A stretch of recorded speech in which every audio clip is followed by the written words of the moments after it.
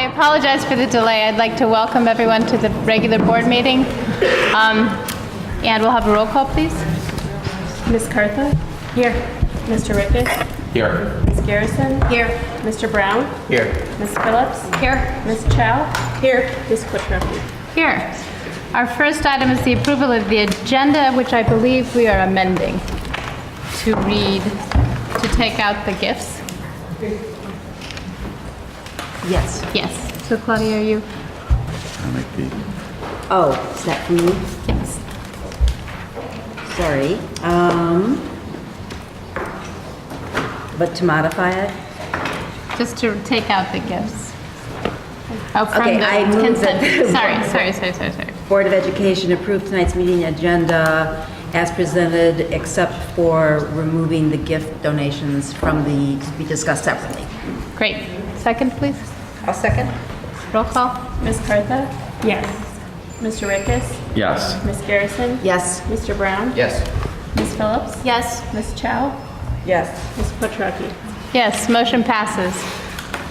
We'll begin with our formal presentation from the public, and we, according to our new policy, anyone who would like to come speak can sign up on the sheet outside and did not need to have signed up by noon today. So our first signed up speaker is Paula Zielinski. New policy, new practice. Sorry, I just changed policy.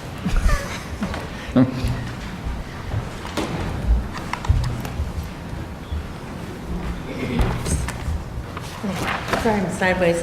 Hi, I'm Paula Zielinski, and I'm president of the District 65 Educators Council. This is just, I wanted to give you an FYI about one of your FYIs. I wanted to say a couple things about the professional learning plan. Just so you know, I've been corresponding with the administration over the weekend after first learning about this plan. The teachers are concerned, though, with the lack of engagement and collaboration on this important issue. We see recommendations in here, and we want to remind everyone that there is a staff development committee in our contract, and hopefully moving forward, the teachers are really going to be involved in this important work. There are several things I know. I've sent some things in there that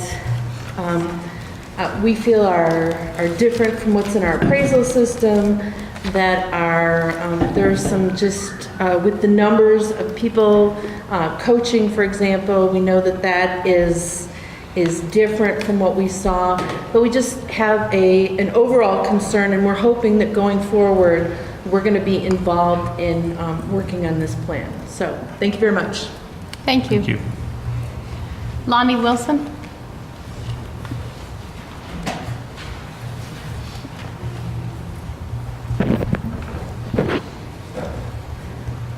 Anyone else who would like to come to the podium at this time is welcome.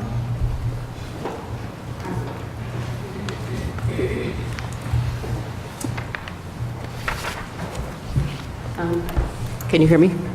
Yeah. My name is Nicolette Jones, and I'm a parent of an 8th grader in District 65. And I happened to run across the board meeting, the last board meeting, and I was ecstatic because many of the parents were basically speaking my language. I was hearing them because that's how I felt.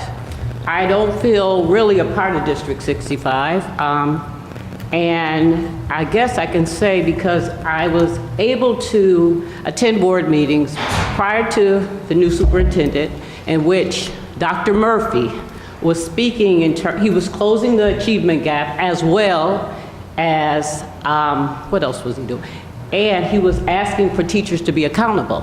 Well, I couldn't understand why the community was so upset about closing the achievement gap and asking teachers to be responsible. After all, they make a lot of money.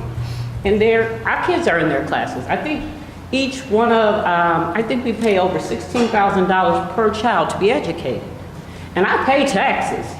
and my child sits in a class and doesn't learn. And then, on top of that, it's okay, because when you say that teachers don't have to be accountable, then you're really saying that they're able to work without actually performing. I've only worked in private sector. I've never had the luxury of working in public where I can fail 25% of the people and still get paid for it without getting fired. I mean, are you kidding me? I'm looking around and another issue is resources. Why is it that there are hardly any African American teachers in District 65? My child attends lab school. The principal, the assistant principal is black. I think there's one black teacher and a mixed teacher. What's going on? Why are you not hiring black people to teach black kids? I'm putting you on Front Street because that's what you're doing. And I'm tired of fighting this fight. We've been fighting since 1619. We've been oppressed in this country. We've gotten voting rights acts. We have done everything we were supposed to do. Then 2008, Obama becomes president, and I said, okay, maybe now white people can see my humanity. Then I come to a board meeting in which I think it was you were just so irate towards Dr. Murphy. Dr. Murphy was a brilliant scholar. He was a great superintendent, if I must say so myself. Like I said, he was closing the achievement gap. So I was like, what's wrong with him? But I guess after a while, it was obvious that his race was the issue. So they ran an ad for a new superintendent, and I knew, of course, there was not going to be a black one. Then I look around, I really don't see any African Americans up here. I think Ms. Davis is it. And I'm just disappointed. I am. I'm very disappointed. I really am. Because this was a community I was born and raised in, and we got along because we shared resources. But it seems as though you believe all the resources belong to you. You don't share. And so when you don't share, you don't have a community. Thank you very much. Thank you. Anyone else want to speak? Okay, we're moving along to board and district communications. Any student presentation from Yep. superintendent? Thank you. I wanted to start tonight by welcoming some special guests who are in the audience this evening. I want to extend a welcome to one of our Kingsley students, Anthony LaRosa, and his family. And I would like to ask Kingsley teachers Pam Weir and Kathy Frank to come up to the podium and offer their presentation. Hello, my name is Pam Weir. I was Anthony's second grade teacher. Kathy Frank is his current teacher, third grade. This is Anthony. I want to start by telling you a little bit about Anthony. He is an incredibly creative and courageous child. In second grade, he wrote a beautiful poem in our poetry unit, one that I would have been extremely proud to have written myself.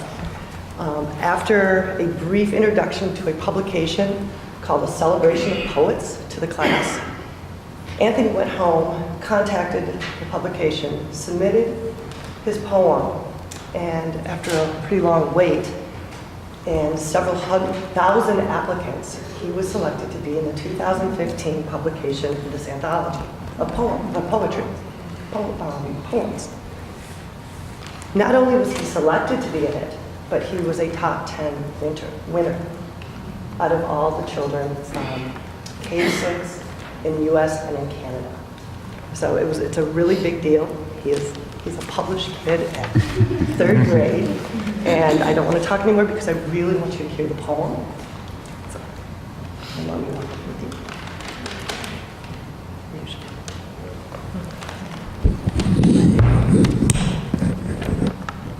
you. Poetry. Poetry is like silk. As you slide your finger down it, those words slide up and out of your mouth. Then it sews itself together, the beginning and end are grand. Then poetry molds itself into a fjord. It starts on a hill, then jets or drifts or ripples on the water, and then goes up again.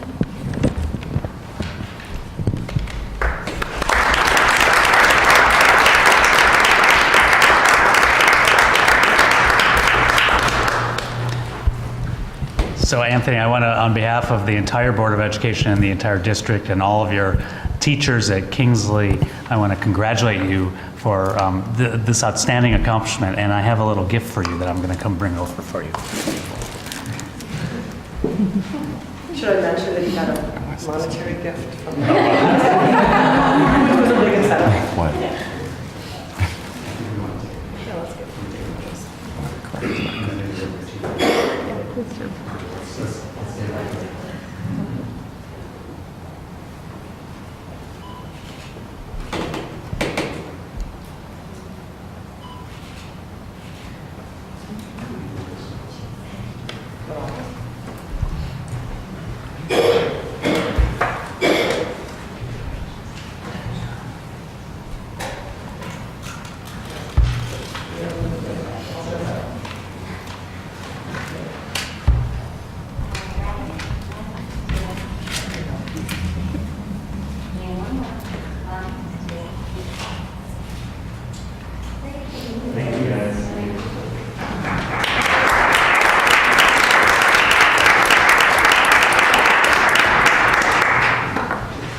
Since we're in the congratulations business for a moment, I want to give a shout out to, and I know that Mr. Williams is sitting in the back, to the Oakton school community. On Saturday, there was an absolutely stunning event, the Oakton Chess Tournament, which is part of the District 65 Scholastic Chess Enterprise. And I happened to pop in on a Saturday morning, and there were at least 220 children from 16 schools, deep in competition in the beautiful multi-purpose room gymnasium in Oakton. And it was such a spectacular event to watch the engagement of the children, the competition of the children, their parents and their guardians and their grandparents who were there cheering them on, and then the great spirit of the Oakton staff, the Oakton leadership, Mr. Williams is here, and the Oakton parents who really put on a spectacular show. So here to Oakton, and let me underscore too, Oakton has 75 young people who play on their chess team. They meet once a week, early in the morning, and they have just a spectacular commitment to chess. They've had it over many, many years, and so it's to Mr. Williams' credit, Dr. Osher, and others of the school for maintaining such a spectacular program. So thank you very much.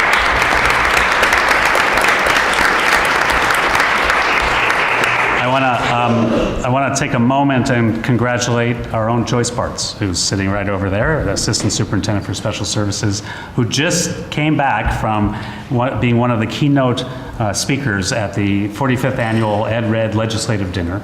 And she was, although you missed dinner, actually, obviously, but you were leading a workshop with colleagues Kathy Lyons from the Moran Center and Marcus Campbell from ETHS on new approaches to student discipline. And this is really monumental work that we're doing in the district and across both districts. And I just want to salute Joyce for her leadership in this as well.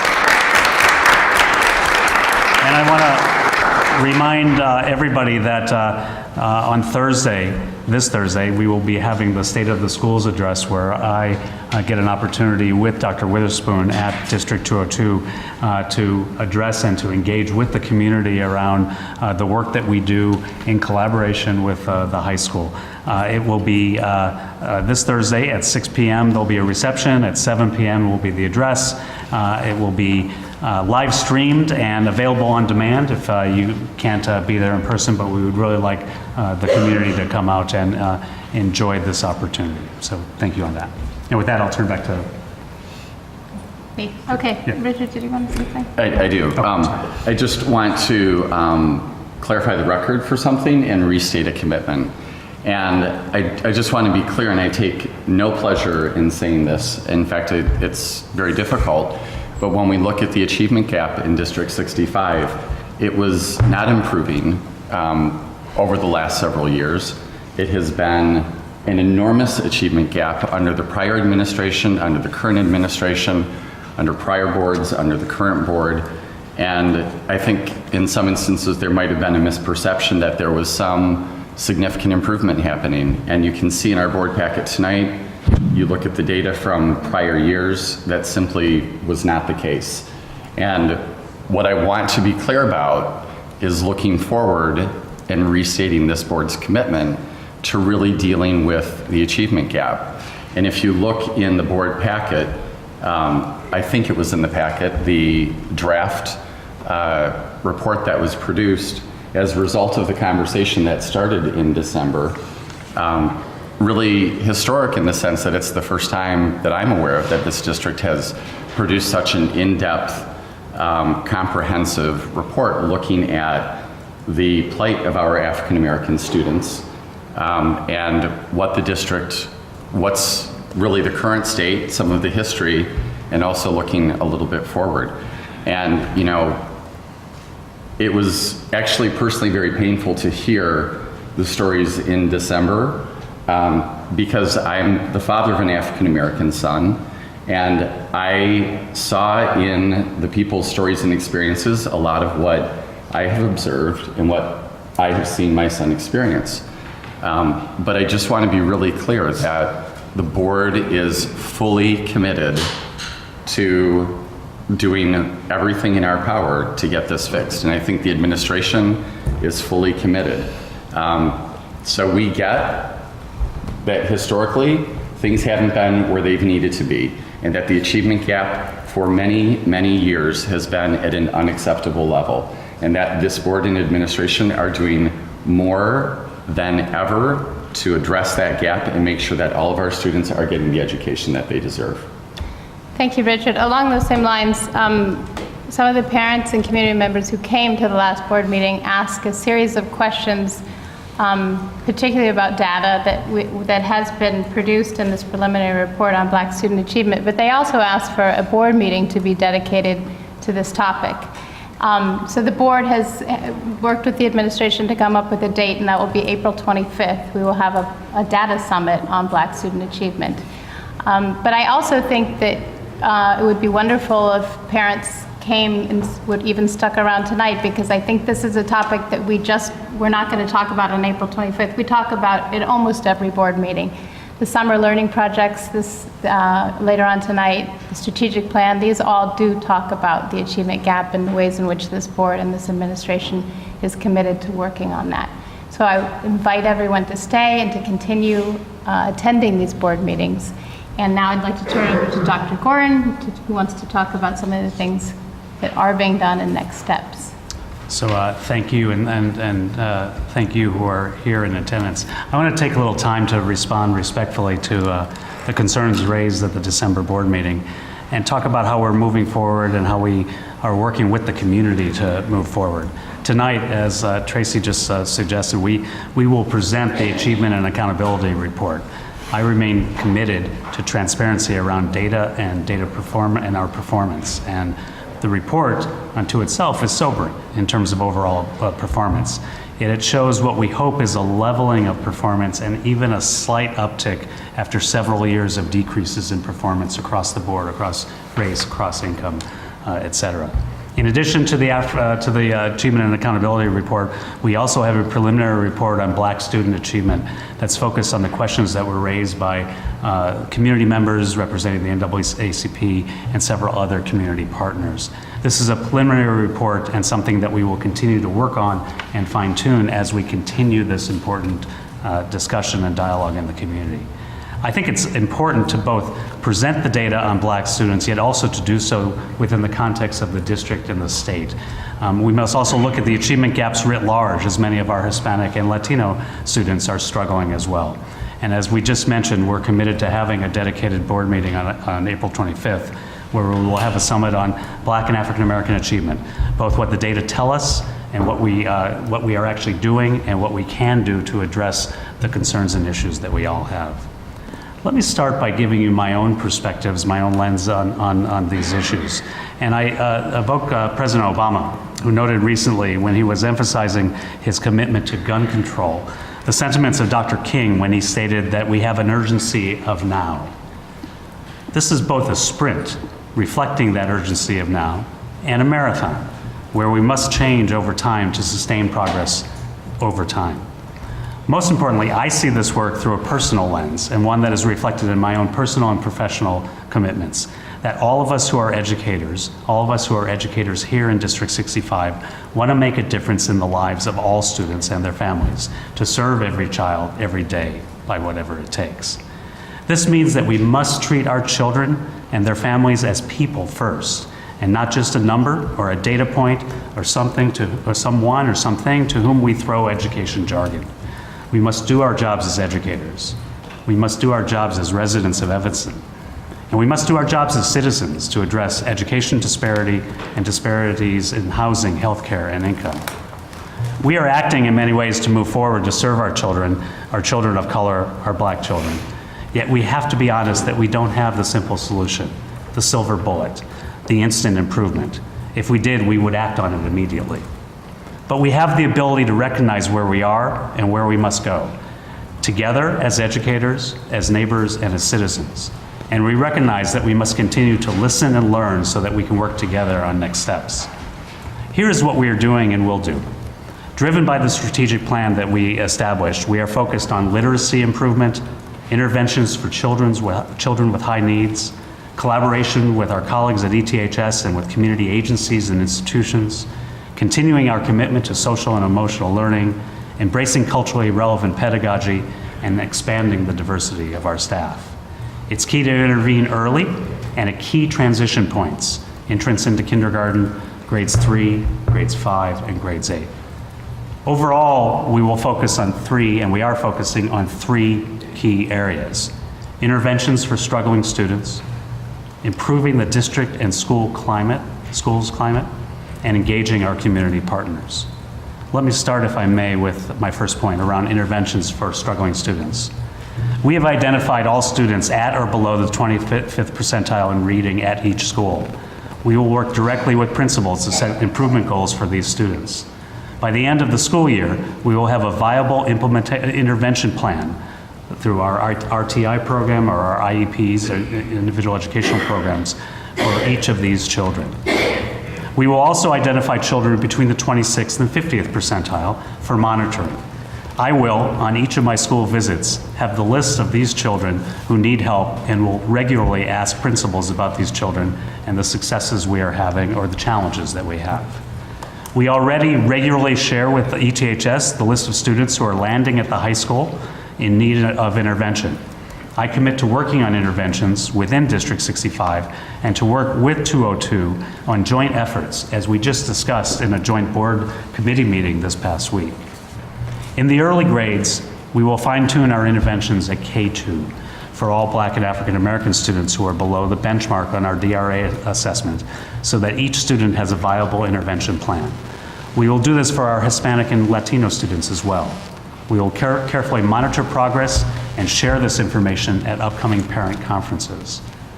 Within District 65's early childhood programs and services, we are developing an instructional leadership team and developing intervention plans for children in our early programming that will be complete by the end of this school year. We will also highlight the need for a continuum of services from 0 to 5 and learn and leverage from the early childhood community needs assessment. Indeed, we are also currently working on culturally relevant teaching and will expand our work in this area. We have started with Dr. Andrell Davis from the Wisconsin Department of Education at Lincolnwood and have engaged colleagues from Chute and Willard along with colleagues from Oakton. We will draw lessons learned by the end of this year from the Lincolnwood Chute Willard work and from the Oakton African-centered curriculum to be shared across the district. We will then develop a plan to expand culturally relevant curricula across the district by the end of the summer. In terms of thinking and working and addressing district and school climate, we will intentionally develop a diversity training program for all staff. By the end of the summer, we will develop a plan for diversity training for all staff that will include a focus on race and racism. I have already reached out to a consultant to help us on this effort. We are committed to expanding the diversity of our staff. By the end of the year, we will expand our outreach on recruiting, reaching out to the Unity Scholars, the Cherry Scholars, several sororities and fraternities, and colleagues at District 202, along with potentially entering into partnerships with local universities and working with the HBCUs, the historically Black colleges and universities, to proactively identify teacher and administrator candidates. We will ensure that our work on school climate and social and emotional learning is activated in every school by 2017. Every school will have an active school climate team that examines performance data, disciplinary data, and school climate data. Climate teams will help facilitate data-driven conversations that address the needs of all students. We will continue our efforts to offer alternatives to suspension so that children do not miss school. To ensure continued progress, we will monitor suspensions and ODRs, working with our principals. With regard to school and district climate, relationships matter. Creating atmospheres where children are happy at school matters. Responding to parents in a timely manner matters. Schools need to be safe places for all children and their families. All children need safe places in schools.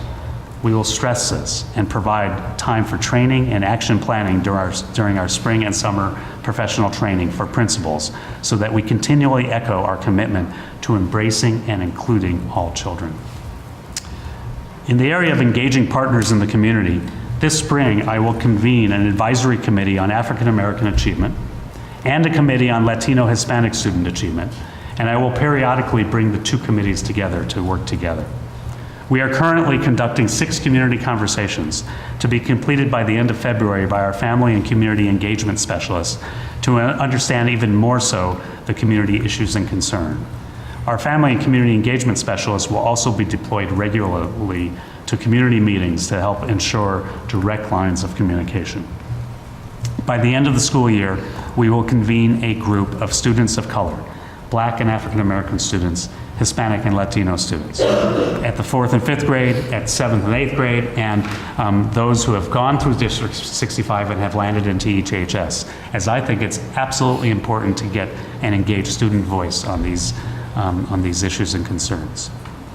We continue to focus our work with our community partners, and we will do this on literacy and reading and summer learning laws. Through the Whole Child Advisory Council, the early childhood community, our partnerships with ETHS and Cradle to Career. Working with our community partners, we will emphasize the importance of academic growth, social emotional learning, and cultural identity and engagement. We will focus on engaging all children and develop even more strategies for community literacy and summer learning loss, as we are all doing in the work on Cradle to Career. We are currently exploring our community schools model with our partners to determine how best to expand the efforts at SHOOT to feeder pattern schools that will link community services to community needs and to better engage our families. Interventions, school and district climate, expanded community partnerships. When I started the school year in a talk to the over 1,200 employees, I quoted from an African proverb that states, "If you want to go fast, go alone. If you want to go far, go together." We need to go fast, and yet we need to go far. We stand committed, we stand willing, and we know that we must do this work together. Thank you. Thank you very much. Any other board comments? Okay, our first action item will be the consent agenda. Richard? I move that the Board of Education accept the recommendations outlined in the attached group motion and approve the personnel appointments, leaves, retirements, and separations, recommend track movement appeal applications, December 2015 board meeting minutes, October 2015 policy committee meeting minutes, destruction of November 2013 closed session audio recording, October/November 2015 school treasurer's report, list of bills and budget amendments, recommended policy amendments. Second? I second the motion. Roll call, please. Ms. Cartha? Yes. Mr. Rykhus? Yes. Ms. Garrison? Yes. Mr. Brown? Yes. Ms. Phillips? Yes. Ms. Chow? Yes. Ms. Quattrocki? Yes, the motion passes 7-0. Now we'll have the motion, Claudia, for the gift acceptance. I'm not quite sure how to phrase it. I move. Okay, I move that we accept the gifts granted to Shoot, Willard, Bessie Rhodes, and discuss whether we want to accept the gift as designated for the district-wide gift. Yes. Second. I didn't know how, confusing. I think you just, as proposed, and then As we'll proposed, discuss it. okay. Yeah. Second? I'll second. Okay. sorry Now, about that. discussion. I think some explanation of what the gift is. would Okay, help. there is a gift that we've been given to, it's $1,000 to support the settlement of recent refugee students within the district and settle them within Life in Evanston. And I guess I had questions about how we envisioned using that gift. So I've been in communication with the administration, and Joyce, you said that you had some ideas about that.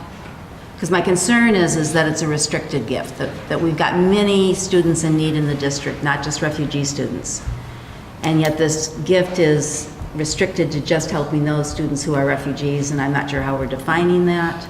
I'm not sure if we're means testing that, and I'm just wondering if we're acting outside of our purview. So that's my question.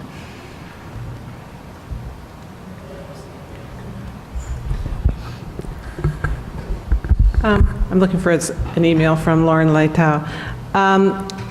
The students that we have that are refugee students, we have about 60 students in the district at this point in time who are political refugees and that have come here from Chad, Afghanistan, somewhere in the Middle East, in Africa, El Salvador, Pakistan, and Syria, and not unlike many refugees that we've heard of that have gone into Europe. These are families that one day may be living in a tent city somewhere, and the next day are given a visa to come to the United States, to Chicago. There are 3 settlement agencies that are working with those families and are settling those families in the Evanston borders, and we have been delighted to have them and to work with them. It has increased our ESL numbers. And those students have come and have the experience where they may have suffered some trauma related to war or some tragedy that's happened in their home country. And they also come and may not be literate in their home language and are coming here for new life. So the money, they are also considered homeless families. They're settled by the agencies for 3 months where there's some money that's given to these families, and after that they need to be up and about. So what we were thinking of was using the money to, because they have suffered trauma in their lives as well, to give them some opportunities, perhaps via camp activities or activities after school, so that they too could have some opportunities. And so that was the thinking behind it. Do we already have a program that helps just not refugee homeless people and helps those students who have also suffered often trauma in their lives? Absolutely, they have. Program? No, we don't. And that's, and you're right. You know, there could be monies that go towards that. You know, the homeless law is an unfunded mandate. Years ago, there was money that was allocated through stimulus funds for homeless students, but there isn't today. So, you know, we're not talking about a huge amount of money, but, you know, there could be some, you know, really I was leaving it to the bilingual department to determine the criterion for how they wanted to deal with that. But the gift was made specifically to help refugees. So we really was earmarked couldn't for stray that. outside of that. It just, yeah, I guess I just get concerned about the precedent we're setting in having such a restricted gift, and then, because I do think you need to do things in a program like that, that you need to have a good definition of what constitutes a refugee, you need means testings, you need somebody to administer it. Our administration is stretched. And I wonder if there wouldn't be an existing community organization that would be better placed to handle this gift than us. That's just my question. I mean, I hate to turn down anything, but it's a question of equity, and it's a question of our role in the community. I mean, maybe the community school approach is the way to go there. I don't know. It's just a question I wanted to raise and have people think about. And if we think we should accept the gift, then that's fine. I have one thought. As liaison to Walker, I know that many students, the refugee students are attending Walker, not that the whole 65 are. And it's been a point of conversation, for the last year and a half of how do we meet the needs of some of these families. Obviously, $1,000 isn't going to go very far. Right. Unfortunately, I think there doesn't exist in our community today, right, like to our west, and we can partner, I think we do some good partnering with organizations and agencies in Skokie and others that have a larger immigrant population. But I don't think there's a go-to here, and that's the challenge. And if you talk to Mr. Friedman and you talk to teachers and others that are working with these families, I think there's just a very dire and immediate and urgent situation. To me, every gift that we receive is designated in some way because that's the definition of it, right? It's restricted to, support, in the first case, benefit low-income students in the arts. And so they're all designated. So I understand your concern, Claudia, but I think by definition, these gifts are restricted. And this is a very real and urgent need that, while this isn't going to really address it entirely, I don't think there is a local agency that we could go to and say, here could you help us? Are we sure about that? I mean, if there's something in Skokie, that's not so far away, and I would be certain that they probably wouldn't restrict themselves just to Skokie. I think it's also, well, I'm not going to speak for the folks, but I would assume if I were in the situation, it's like keeping the resources close to the need, and if the students are in the school and the families are in the schools and they're the very closest, and they can in some way support and buoy this transition. We have a newcomer program, right? We have summer learning specifically for newcomers. But that's to your equity point. I think these are equity concerns, right? And in the positive, that we need to be thinking about a large and increasingly large refugee population that may or may not fit within the homelessness definition. I guess I wouldn't have any objection if we were using this money for the newcomer program or we're using this money for ESL. Where I do have some objection is using it for scholarships for camps and after-school programs when we don't have a similar program for our existing homeless population. Well, we are funding for the summer scholarships for camps, that it's a designated point of money that we'll be talking about, I guess, a little bit more in summer learning. So I think that is something that exists today. I think your point is an important one too, Candace, which is most of the gifts that we accept are ones that are designated for something specific. It's usually not just a gift to the district or a gift to the school, but it's usually for a very specific purpose. I take that point. It usually, though, is for, Yeah, I think she's trying to say it just seems so vague that it just says it's like the settlement, to support the settlement. So it's like, what does that mean? Within district life in Evanston, I think she's just looking for, is it, after school care? Is it to help learn how to read? Is it books? Like what is the support? Is it to pay the rent for the first month? It doesn't say. It just says to help them settle in Evanston. So I think that's what she's looking for. Because if you look at the other ones, you're right. They're specific, but it says students in arts and other areas of need. So now, okay, so this money's going toward the art. What is this going towards? Joyce. Thank you, Omar. Although I agree also that giving to a Skokie agency, it's hard to imagine it getting targeted at the students that this gift is obviously intended for. So I think we have to balance these. And I also agree that it's very difficult to turn away a gift for students in need, that we see such a profound need. So, Right, so let's underscore that first. This is a very generous gift of caring Evanstonians who want to make a difference in the lives of students who happen to be refugees, and we are so appreciative. So that's one step. Step two would be, and perhaps Joyce and I can, again, working with Lauren Leitao in our English Learners program, see if there's ways we can specify slightly more than the piece in here and then work with the donors to make sure that that's satisfactory to them, and then move forward. And I don't want to throw ideas out, but just take the ones that are around the table. Maybe it's a donation directly to Walker School. Maybe it's a donation for a specific, a programmatic need that is actually much more specified. But I want to do that, but I want to do that with grace, because again, this is a generous gift by somebody who cares deeply about kids and their situations here in our town.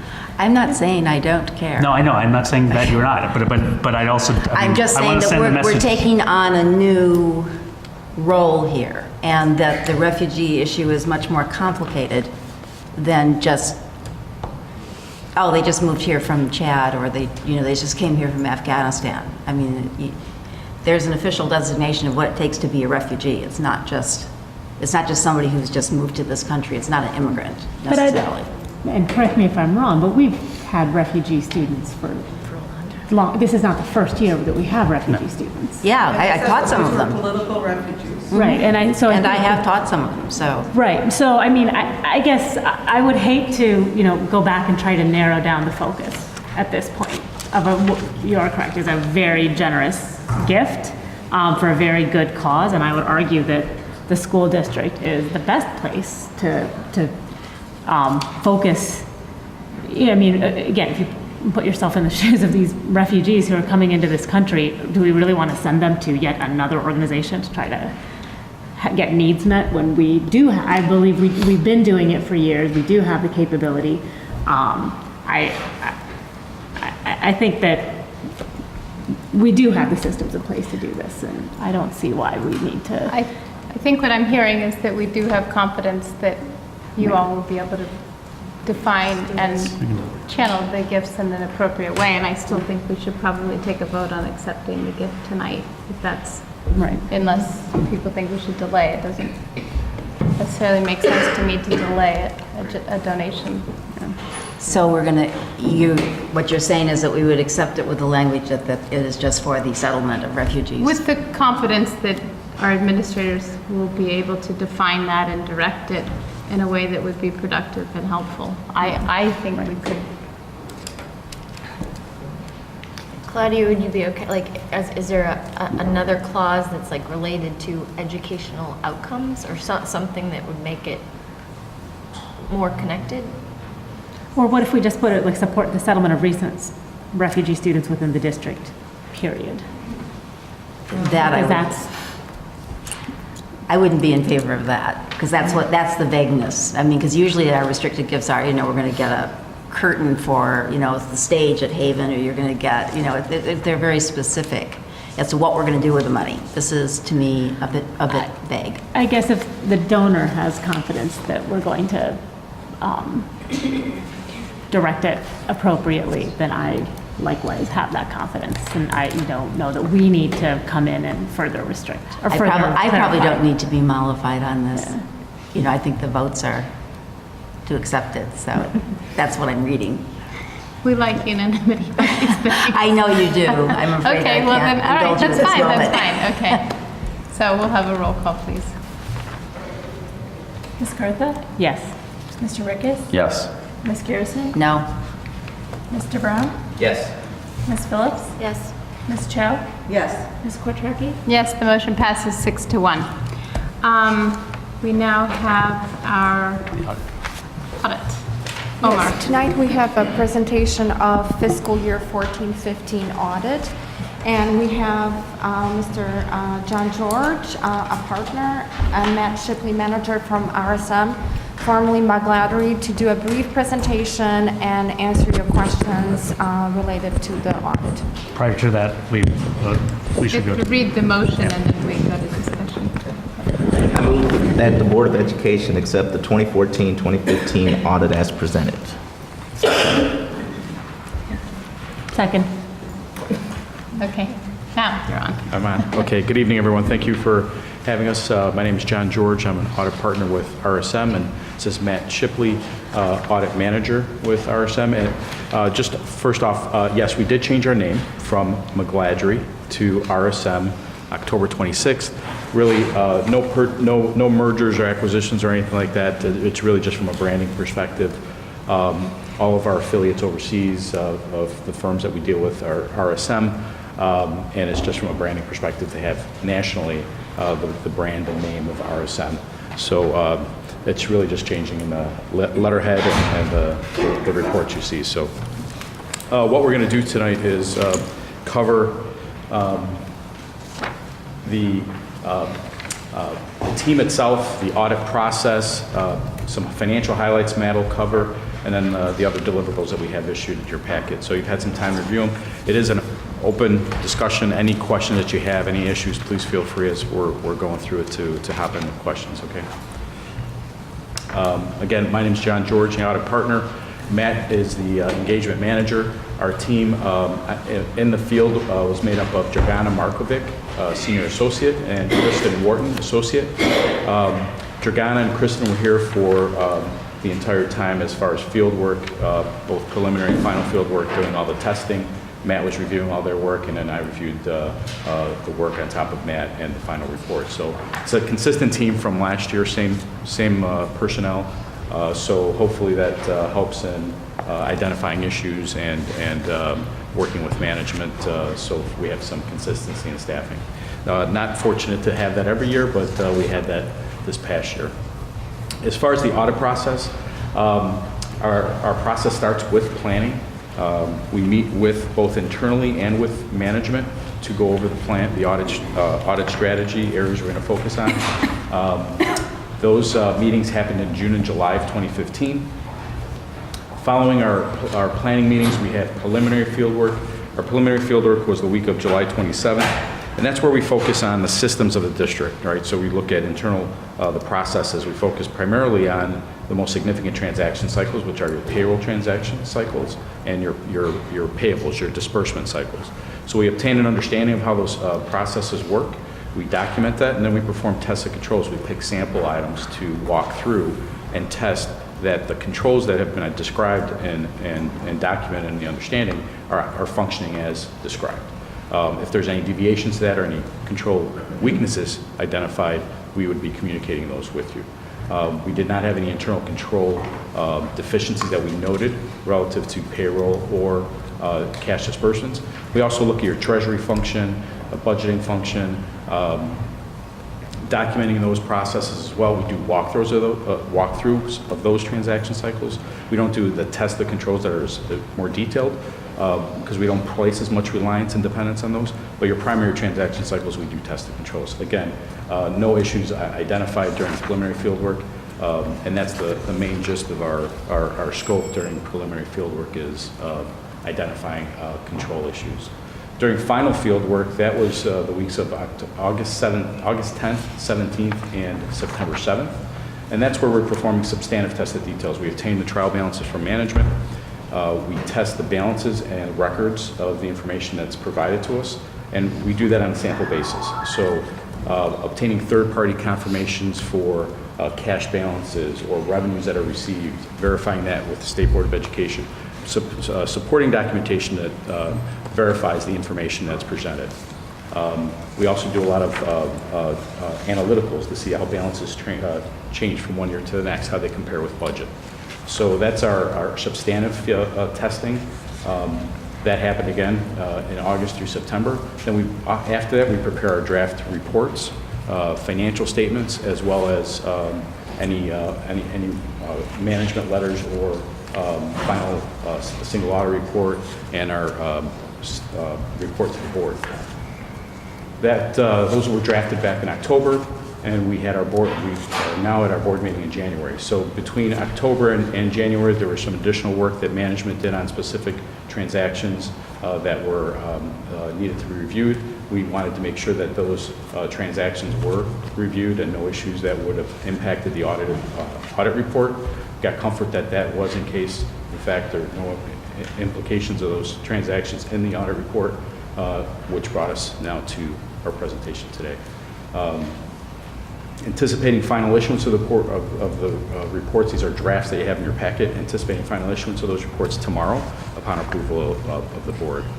Matt's going to cover some financial highlights in the statements. Any questions on anything I've covered so far before we get into some of the financial highlights? Okay.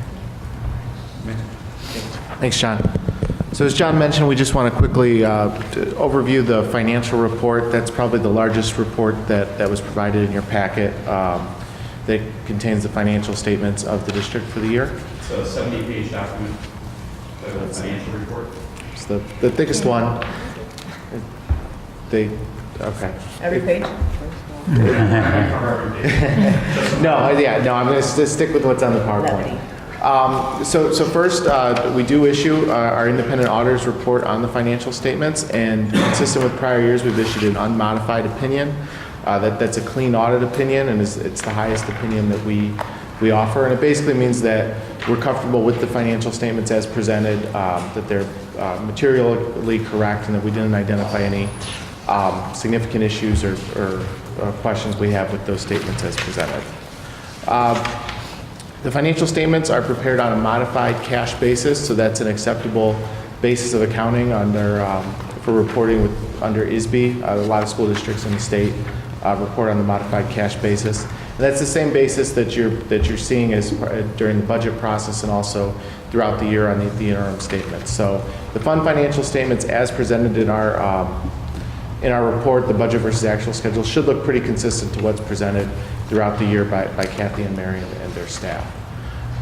The big change this year was the implementation of the GASB 68 standard on pensions. So this was a new accounting standard that came out on how to disclose and report the pension plans, and this applies to governments across the country, as well as all the governments in the school district of Illinois and all the other your fellow school districts. As a modified cash basis reporter, this didn't change any of the numbers on the actual financial statements, but we do have some extensive new disclosures that are included in the report for the first time this year. Just as a quick summary, you do have employees participating in two main pension plans, that being the Illinois Municipal Retirement Plan, that's for non-teachers, and then the Teachers Retirement System of Illinois, which is what the teachers participate in. So there's additional disclosures and some supplementary information on both those plans included in this report that was not included in prior years. Pages 3 through 12 is the management discussion analysis. And we just want to point this out. This is maybe at a high level, or for a constituent or somebody who doesn't want to dive into all 70, 80 pages of the report. This is a good summary, presents a lot of financial information on a summary basis, along with some narrative detail and some explanations as provided by management during the year. So we do want to point out that this is a good place to start users of the financial statements to get a high-level overview of the district's reports. And then page 13 of the report is where we do start presenting the full financial statements, starting with the government-wide financial statements, which are summarized on this slide. Oh, you guys hit enter and scroll. Okay. This is a summary slide over the past 3 years of the statement of net position. So net position would be the equivalent of the equity of the district. This is across all funds and all government activities. So you can see our total for 2015 was $42.9 million, which is about a $4.5 billion decrease from the prior year.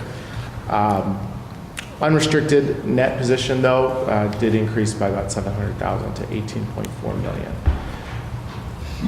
Total liabilities of the district increased again to $81.7 million. The district did issue about a $5 million bond issue during the year. So with that issue, less the repayments on some of the other outstanding bonds of the district, we came to a total of $81.7 million. So that total there is almost exclusively general obligation bonds. There is a small liability of about $380,000 related to compensated absences or some accrued vacation and sick pay liabilities due to employees at year end. But substantially that full balance relates to the general obligation bonds of the district. And then, as we said at the very bottom of this slide, I'm still struggling with the scrolling a bit, but is the change in net position. Again, we had a decrease in our net position of about $4.6 million during the year. So these statements are on include the capital assets and debt activity of the district. The next slide to cover is the fund financial statements, and these do not include those numbers and are the basis consistent with the budgeting basis that's done during the year. So governmental fund balance was ended the year at $31.3 million in 2015, which was almost break even from the prior year when it was $31.2 million. And then here at the bottom of the slide, I don't want to spend too time, I think we kind of already covered this, but the main difference between that change of effectively a break even on a budget basis and what we just presented is the fixed asset and bond proceed activity that was included in the previous slide.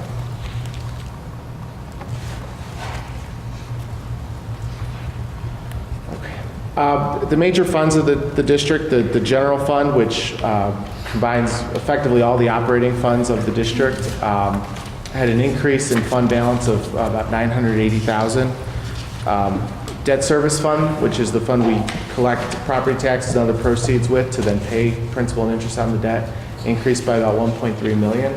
And then capital projects fund decreased by about $1.4 million.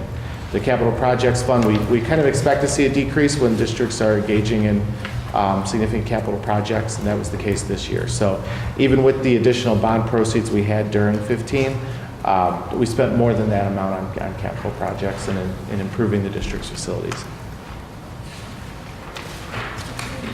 Okay, the final slide then just provides a little bit of budget versus actual information of the operating funds of the district. So this includes everything within the general fund, the education, tort, special ed, operations and maintenance, as well as the transportation and IMRF funds.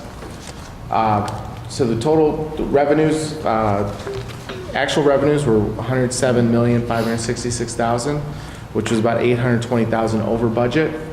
And then expenditures were $107,269,000, which was $653,000 over budget, for a net change of just under $300,000 positive. So again, to reiterate, I'm pretty consistent across all the fund financial statements. We're pretty much breaking even and staying right with where we expected based on the budget presented during the year. So overall, the overall summary, I guess, on the financial results is as a district, we pretty much broke even and pretty much stayed right along the budget line with just a few small variances. So, and again, I think we had no significant audit adjustments, so that should be pretty consistent with the reports that you've seen throughout the year. So with that, John's just going to cover some of our single audit testing, and then we'll be able to answer any questions. So before I do that, Matt mentioned GASB 68 and the pension plan pronouncement, so Governmental Accounting Standards Board 68. So what we did impact with the financial statements is the footnote disclosures and some supplemental schedules. So while the district's on a modified cash basis, so it's not recording these liabilities that are calculated, the liabilities are included in the financials at a supplemental schedule. And I just wanted to point out that they're on pages 43 is your IMRF net pension liability that's calculated, and then on 44 is your teacher's retirement system net pension liability. So just pointing those liabilities out, the district was on an accrual basis, those liabilities would be recorded on your fund financial or your government-wide financial statements. And they total about $12 million. There's about $12 million worth of pension liabilities that are related to both TRF and IMRF. But just something to be aware of. It's included as disclosure and supplemental information in your financials. The last items we're talking about, the last reporting items we had, a single audit, that's where we test the district's expenditures of federal awards. So if you spend over $500,000, there's an audit requirement to have a single audit that tests expenditures of federal awards. We've tested the two programs this year, Title I and Head Start. Last year we tested one program, IDEA, and the testing requirements are the same. It's just we have to rotate programs from year to year. So this year, based on the size, we have to get a certain coverage. Based on the size, we tested Title I and Head Start. IDEA is a larger program, so last year we only had to test one, and we met the coverage with that. Either way, the testing that we did for both Title I and Head Start, both compliance and internal controls that were tested over those programs, we did not have any issues, any deficiencies in internal controls that were noted, or compliance findings in the testing that we performed. So within the single audit report, when that's issued and reported to the Federal Clearinghouse, we list out that there were no control deficiencies or compliance findings related to those programs. The last item to cover is Park School. We also performed the audit over the joint agreement of school. Same time frame, we do it in conjunction with the audit of the school district. Evanston 65. It is a unmodified opinion, as Matt mentioned, no issues, no modifications to the information that was originally presented. That is performed on a cash basis. I think the PowerPoint says accrual basis, that's a typo. It is on a modified cash basis as well. No findings or internal control issues that were identified in that testing. So again, unmodified opinion and no compliance or control issues noted in the Park School testing that we did. Questions for us on the audit? Thank you very much. Question? I just got one. So you've given us your stamp, rubber stamp or whatever. I'm just curious, are there any areas that are not necessarily deficient or a problem, but that we should be aware of, that, sort of raise the flag before it becomes an issue? Yeah, we did not have any management advice suggestions. So now, as part of the audit, if there are areas that are not control deficiencies, but suggestions for improvements that come up, we'd communicate those with management and also with the board. We did not have any issues that or areas that were identified as far as suggestions for improvement, but that is part of the process to accumulate those and communicate them if there are any. I think the big change we've kind of hit on this year is the new pension standards. And that's one thing we've tried to emphasize to make sure that the boards and management are on front of that and understanding the impact that could potentially have on the financial statements. And that is information that, for example, the bond rating agencies are starting to look at. So to the extent that can impact your bond rating and your ability to issue future bonds, that would be something to keep in mind as well. But again, we've tried to emphasize that. It's a significant number. It's something that obviously the funding approach of that is consistent. The percentage that you're paying for IMRF and TRS can fluctuate depending on those pension funds. And any shift in pension liability could significantly impact the district's operations. So it's definitely something to monitor and keep an eye on. And understand the impact it has on your financial picture. Yes? If I can ask a question related to that. So the pension liabilities that you pointed us to, those are net pension liabilities for our portions of IMRF and TRS, correct? Correct. So they only represent the portion in which we pay in, not the total pension liability for our employees. So for IMRF is an agent plan. So IMRF tracks the investments for the district specifically. So you have total assets of $68 million in IMRF. We have an actuarial liability, a total pension liability of $69.8 million. The net difference between the assets and that pension liability is the $1.3 million that is the district's net pension liability. Okay. Where at TRS is a cost sharing plan and everybody pulls together, all the districts in Illinois pull together, the investments are in a pool, and then there's an allocation of that investment and pension liability to the districts. So page 44, your share of the $368 million liability, and that's the district's share of the total TRS liability, which is like 58 billion. Your share is 368 million. The state's covering 357 million of that. So the 10 million is the district's portions. Now, if that shifts at all, obviously a portion of that the 357. Correct. Right. Right. Okay. Thank you. Thanks. Any other questions? Okay, thanks so much. And we'll have a vote now. Roll call. Ms. Cartha? Yes. Mr. Rykhus? Yes. Ms. Garrison? Yes. Mr. Brown? Yes. Ms. Phillips? Yes. Ms. Chow? Yes. Ms. Quattrocki? Yes, the motion passes 6-0. 7-0. Won't say who I was forgetting. Approval of 2016 summer learning plan. So let me start off and then I'll turn it over to John on this. as we previously discussed in terms of some of the student performance issues, and as we will in a few minutes on our achievement and accountability report, and later on in the year as we look at the Black Student Achievement Report, we have some deep concerns about summer learning and summer learning loss, and we have some deep concerns about access to opportunities for kids, for young people to be part of coursework in the system. So our intention is to deploy resources into summer learning programs with our summer learning partners and through some of our District 65 efforts to address both summer learning loss as it relates to reading and literacy, and access as it relates to reading and literacy and mathematics. So you'll see that as we move forward. We also have engaged a conversation with our colleagues at Family Focus around the potential to build out a summer opportunity there. And I've had some ongoing conversations with the head of the library and the head of the job center, which may eventually evolve into some interesting work. Not this summer, it's not in this proposal, but that's actually moving forward. So with that, I want to turn it over to John. I'll interrupt for a second just to read the motion because we're going to vote. Sorry, after the I apologize. So I move that the Board of Education accept the 2016 Summer Learning Plan. Second? Second. John? Great, thank you. Thank you, Dr. Goren.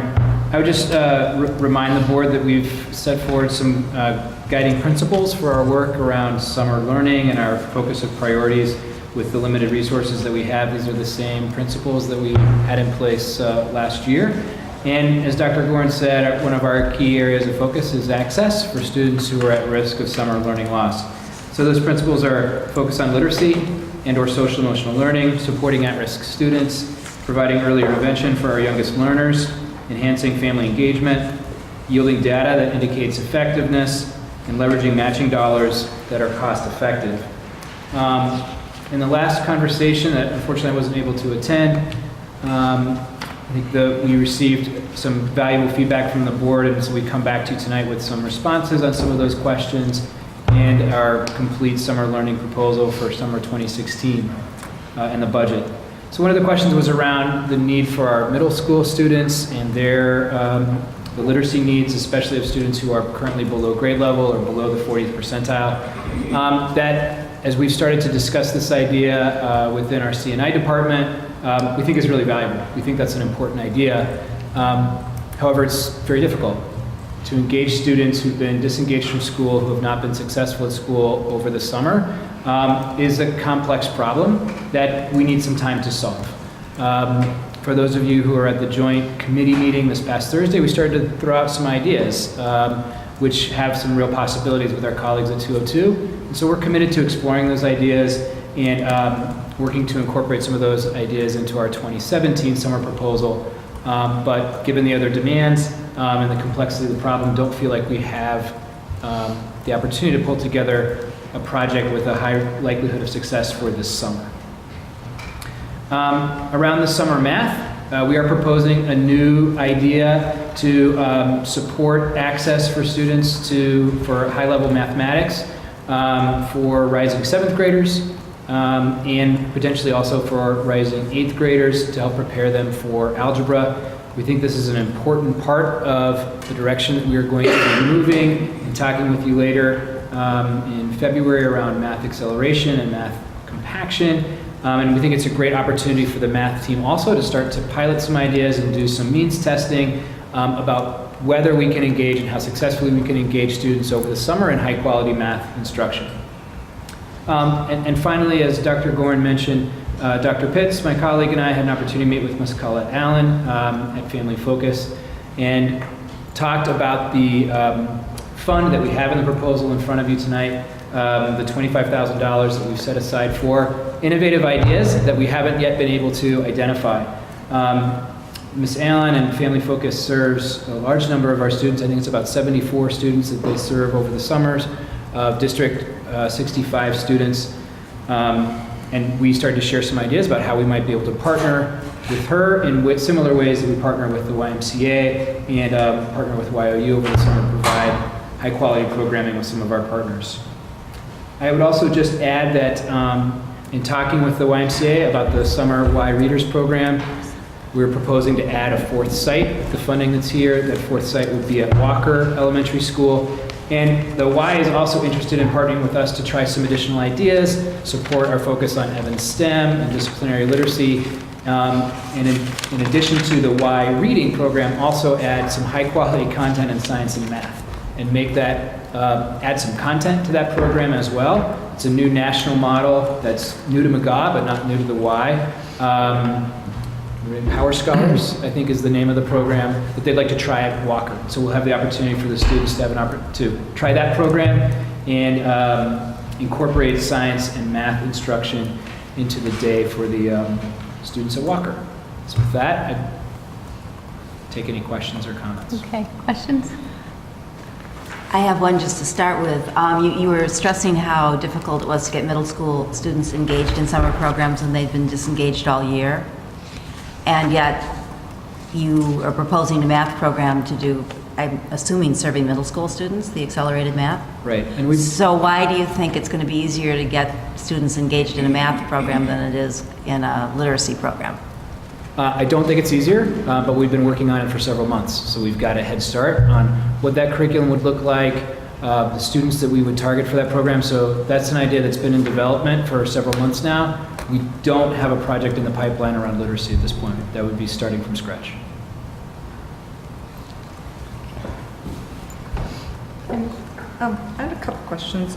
So, John, the expansion for the Y Reader program, the expansion to Walker, does that increase the net number of Y Reader students that we will be serving? So last year looks like 183 from the last report, and it's 208. So I'm assuming that difference, roughly 20 more kids, is that accurate? Around 20 additional students to do that program? That's right, at the new site. Okay. Yes.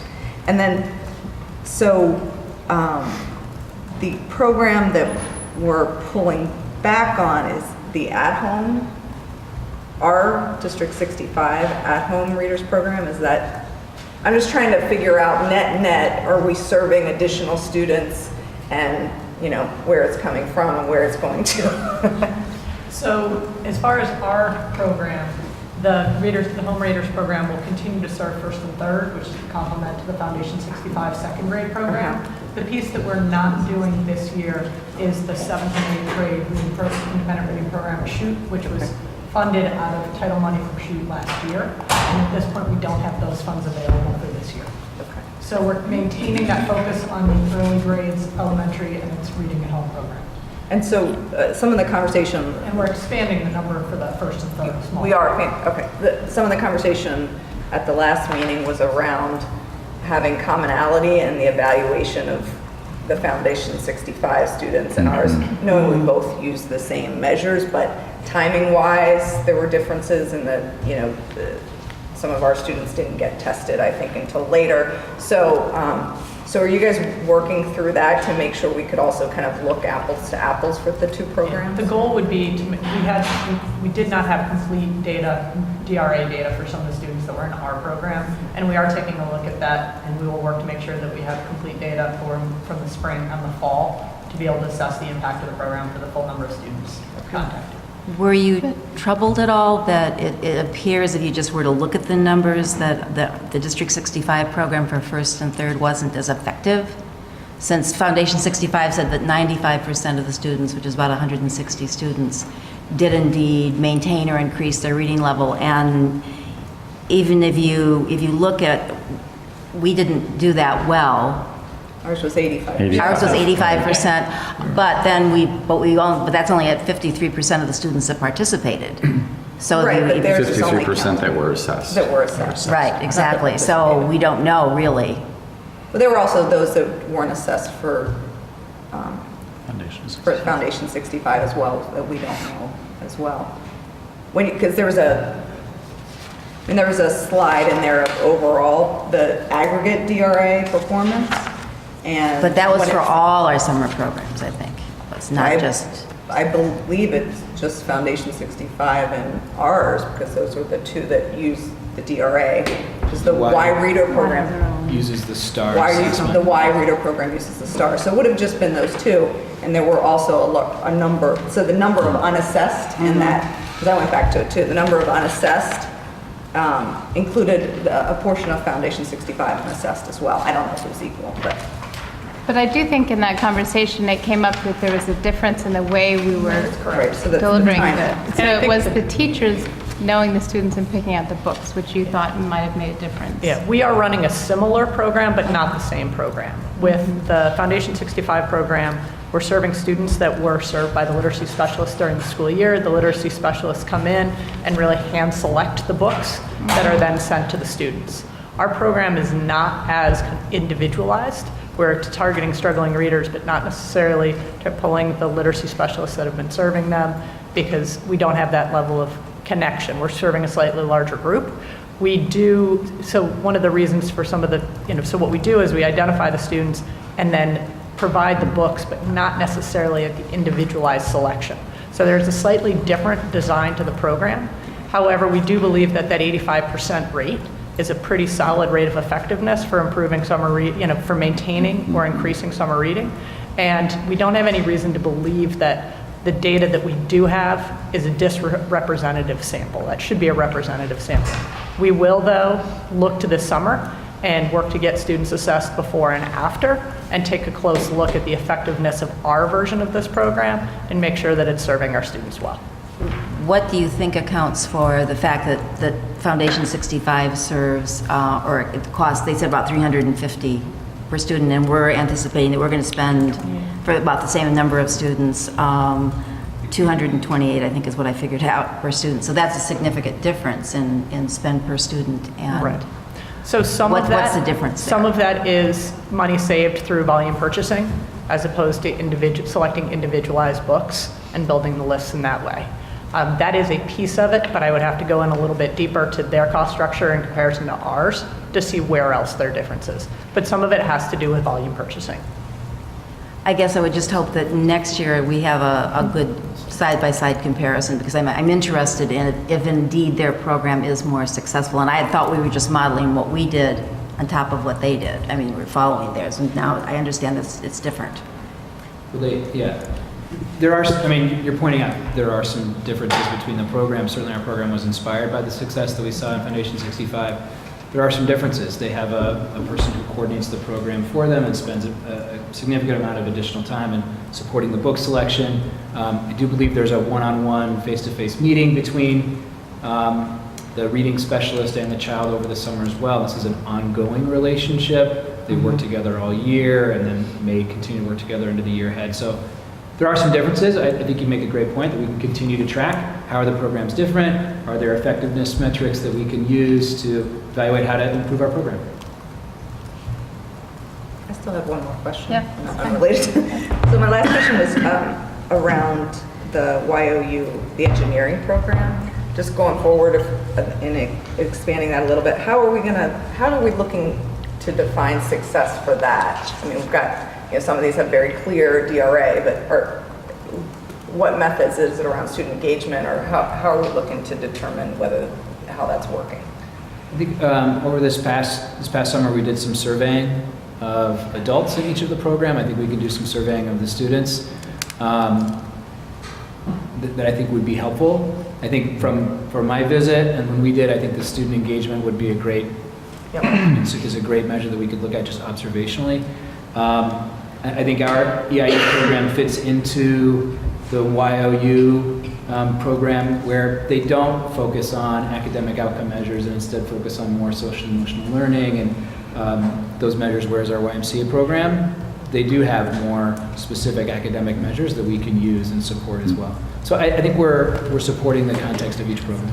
Can we follow those students who participate in the programs in the summer? Can we follow how they do in the subsequent school year to see if these things are having a good effect? We can. That would be a significant project, and I think maybe we can talk with YOU about where the resources for that might come from. But so yes, we can. Well, we just found the population of those students who participated in summer programs were not part of our achievement gap, for example. That would say something about the effectiveness of them. Absolutely. Absolutely. And that I would think we could do. I was just going to say that as we talk about this and we move this year and then into the years ahead and we're addressing issues of the achievement gap, we want to be absolutely intentional around some of the, we want summer to be fun and engaging, and we want to maintain skills. And so that's a balancing act. And we want to do social emotional learning, and we want to help on literacy. And so that's part of the conversation that John, Stacey, and Jamila have been having with our providers. And I think we're going to have to push, all of us are going to push ourselves to actually think about what those outcomes are. I think that 85% to the 95% are numbers that we've all celebrated because, you know, relative to some of our other numbers that we see, those are extremely positive. But we also know that we want to get to 100% for all of our kids who would be performing at grade level. And I know it's a different 100% here because it's about maintaining or increasing. But what I would be curious about is for those students, whatever the number ends up being for next year, who don't maintain or increase their reading level, what's causing that? What are some of the factors? Because those might be factors that that might be impacting other students in other programs too. And I think that would, as we want to not allow some of the students to slip through the cracks, we might have some insights there. So as you come back next year, if you're able to offer some insights in that area, I think it could be useful. I just have more of a comment, I think, about the middle school pre-algebra, the proposed program for that is that I don't know to what extent we think there will be overlap amongst the students who would be selected for that and students who would be served by YOU programming. But I would hope that we have some sort of, I wouldn't want a student to not do our program because they had to choose one or the other. So hopefully we can work with YOU to find a way to, you know, get those students to both programs in a way that works to encourage participation in both. And I think that we saw that question come in, and we plan to offer it in the morning, and so we believe there's opportunity. Right. Great. And when we got the preview on this, the other kind of logistical question that we asked during our session was where are the kids geographically? And I see that Haven as the site is making sure that kids might be able to, like, I'm curious how kids are going to get here, and is this the best school geographically in Evanston? And I think there were going to be two classes. So maybe we could have two sites. And maybe Would that make that's, sense? you're scaling back because it's new and going to start smaller, or anyway, it's Yes and different yes. than what we I think there are some presented. opportunities with location that we're going to explore. There are some creative options that we're going to think about over the coming weeks. We might use Haven and another location or move to a different location. I think we just have to remember that we are constrained by our summer construction as well. Sure. So we don't have the pick of every building in the district, especially this summer we have King and Chute having some construction, so it is a constrained choice. Right, okay. The other just minor technical question that we raised was the iPads that are at King and at Chute, could they be available for these math students over the summer? There've been a couple of requests and ideas about how to use the iPads over the summer, and I think that's a question that Stacy's going to work on with Joe and his team about when do we need the iPads in-house and when can we have them out in the field over the summer for when maintenance is needed over the summer for summer. We have not yet addressed kind of the cycle for summer, but we are going to take a look at what we can do to make technology available. And one of the things Mr. Marti also talked about was that you were not planning to use the connected mathematics curriculum. Have you guys made a choice on what exactly is going to be taught during that time? So the math team has looked at a couple options, and they have a curriculum that they think could be a potentially very good resource for it, but we do have some time allocated provided approval for the course to fully build out the course, potentially drawing off of the resources they've identified in the spring. And the reasoning for not using Connected is we want to make sure that if students engage in this course, but in fact. I get that part, I just wanted to know. So yes, so we have what a are very you strong, going to use? we have very strong inclination, a very strong resource identified, but should we get the course approved, we then spend more time developing it to make sure it's the right fit. Gotcha, thank you. Are we still involved in Project Excite? And does that happen during the summer at all, or is that just? Yes, What did- Project Excite is in the proposal. Oh, it's And I believe it's also taking place at Haven. I'm sorry, I don't think it's in your packet, I just got an updated sheet today. We were just able to schedule them, but they're planning to be at Haven, Good, so. okay, just checking. I didn't But see they're it. not taking new students on right now, are they? That's my understanding, Right, they're not so- taking new So students. It's in a phasing out with the students they have currently, correct? My understanding is that they're not accepting new students, they're just continuing their work with the students they had in. They're phasing out. They're not taking any new students. I don't know They're about that. shifting. So the one thing, this is a longer-term piece, is that I've had conversations with some of our colleagues in Northwestern about the achievement gap and about summer learning loss. And so it's at a macro level on an agenda of partnerships. And then within weeks or months, we'll be able to come back and say, here's where we might have some robust partnerships. Can I ask one more question? Yes. Sorry if I missed this when I stepped up to the restroom, but for next year, will there be a stronger connection, or at least in this report, between the plans related to IEPs and RTI and how kids are getting matched up with summer learning opportunities? I'm not sure, a stronger match between, I mean, I think the students that are selected, especially for the Wire Readers programs, are students that we have identified through our assessments that are needing additional support. Whether they have an RTI plan yet or not, I think varies by student. But I think there is a strong connection between the students that are identified for most of our summer programs and the assessment data that we have. And do I have it right? Originally, the Y Reader program was from the 50th percentile to the 30th or so, and they've actually expanded beyond. I mean, with a really interesting set of engaged conversations, we've expanded beyond. Do I have that right? That's exactly right, yeah. So we could accept, with additional support in the classroom, and work with students from 0 to 50th percentile. Right. So maybe the reader question for me is if you had a column on eligibility or like how selection, maybe just a simple, just for the reader, like as we're reading a report like this. I did have another question. This is just on the expand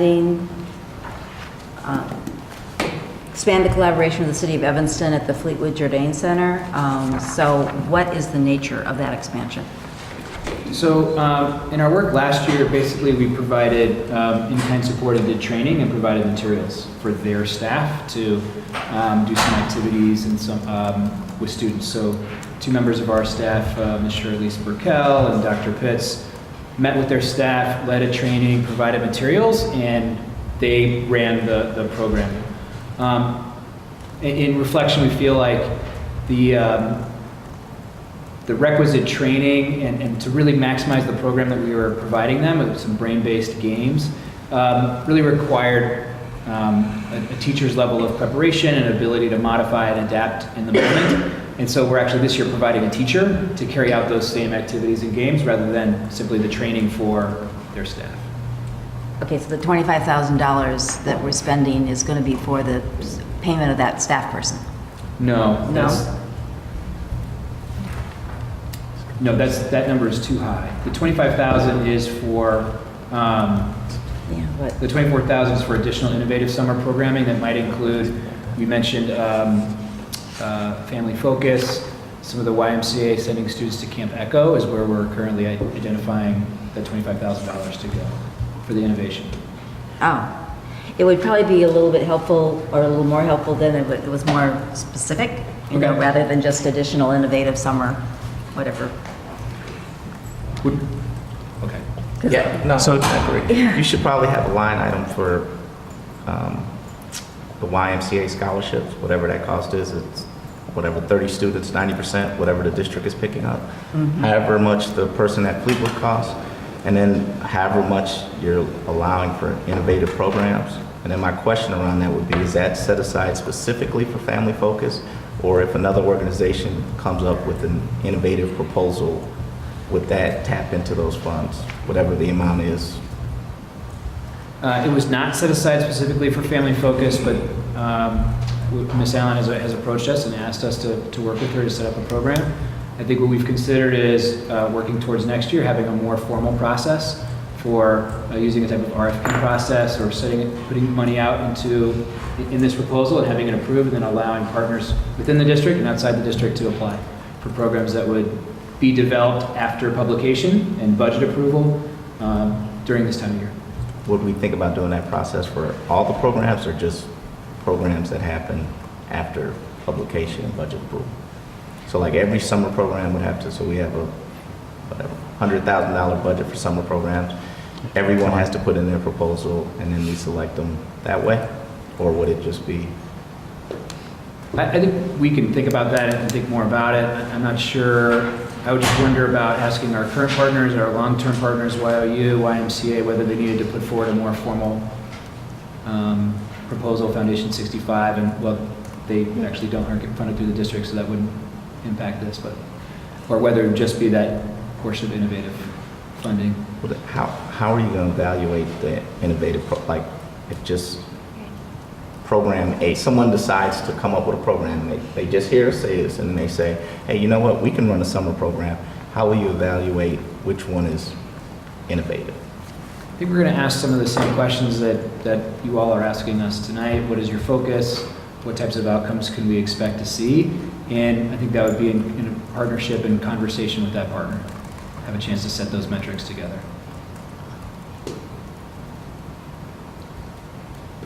More? Any other questions? Can I just underscore in some of my earlier comments about community partnerships? This is such a good example of community partnership, of really working together with community agencies who are helping to provide the services that we so desire. And the back and forth push around outcomes has been really important.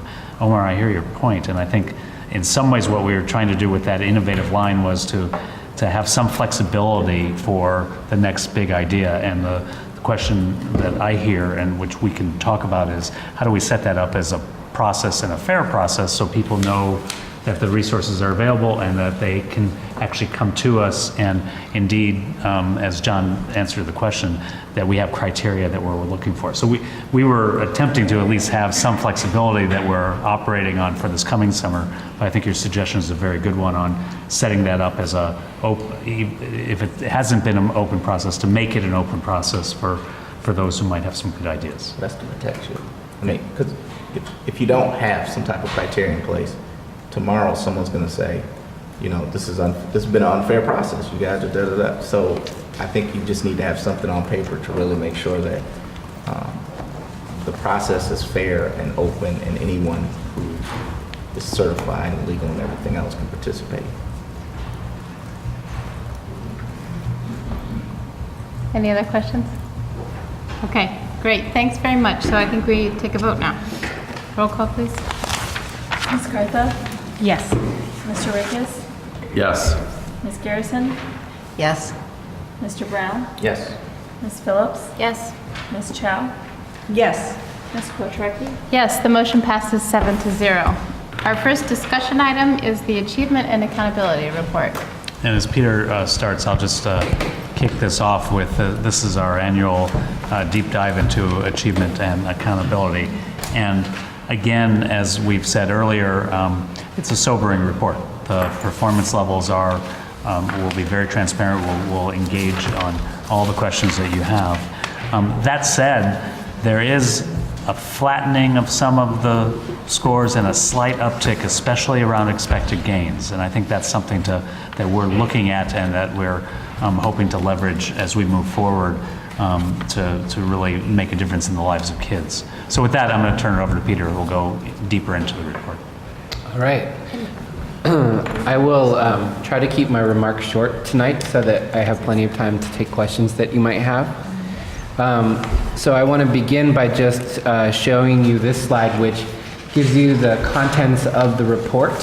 And what I want to make folks aware of is that many of the data points that we're looking at tonight are ones that we have previously reviewed this summer when we looked at the strategic plan scorecard data.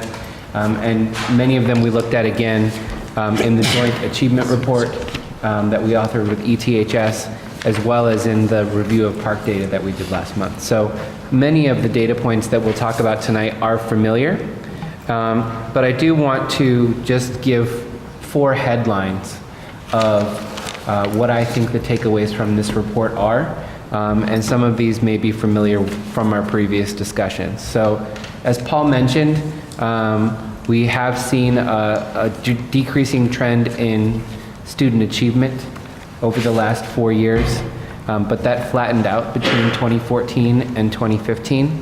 And that's true whether you look at it on the basis of the percentage of students who are in the bottom quartile, whether you look at it on the basis of the percentage of students who meet college readiness benchmarks, or whether you look at the average scale scores. The second thing I'd point out is that the percent of students making expected gains increased between 2014 and 2015 in both subjects, and that followed 4 years of decrease in that metric. And so since that looks at whether students are making as much growth as their national peers, that is a potential sign of hope for us when we look at these data. As we've discussed, there is a large gap in performance based on household income and on race ethnicity, and I'll go into that a little bit in some of the charts that I'll show you. The other thing I would highlight, the fourth thing, is that although there is a large gap in student academic performance, the gap in student academic growth is very small in one subject and much smaller than the gap in performance in the other, and we'll look at that in more detail. But the takeaway there is that although there is this large gap in performance, what we're seeing is the same percentage of low-income students are making gains on par with the national average as our non-low-income students. And the same is true between our Black, Hispanic, and white students. And we'll look at some of that data tonight. So going into a few of the data highlights, I wanted to start by looking at kindergarten readiness. This is a measure that we discussed with the District 202 board a few months ago when we looked at our joint achievement report. Between now and then, we've done some additional analysis.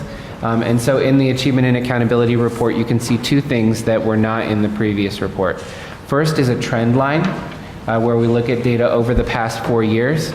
And so when you're looking at this chart, that top line, which is the percent of students who mastered 4 or more of the 5 skills on the incoming kindergarten ISIL assessment, shows a decreasing trend from 61 to 53% over the last 4 years. So that translates to fewer kindergarten students entering District 65 on pace with their peers statewide in terms of foundational literacy skills. The 2 other data points that you see here are the percentage of students who mastered 2 or more skills, and so those are students who can have completely mastered all of the questions related to 2 or more of the subtests. And you can see that that statistic as well over the last 4 years has dropped from 18% down to 11%. And the third way we looked at the data is the students who need intervention in 1 or more skills when they enter kindergarten, and that percentage has grown from 20 to 27% over the last 4 years.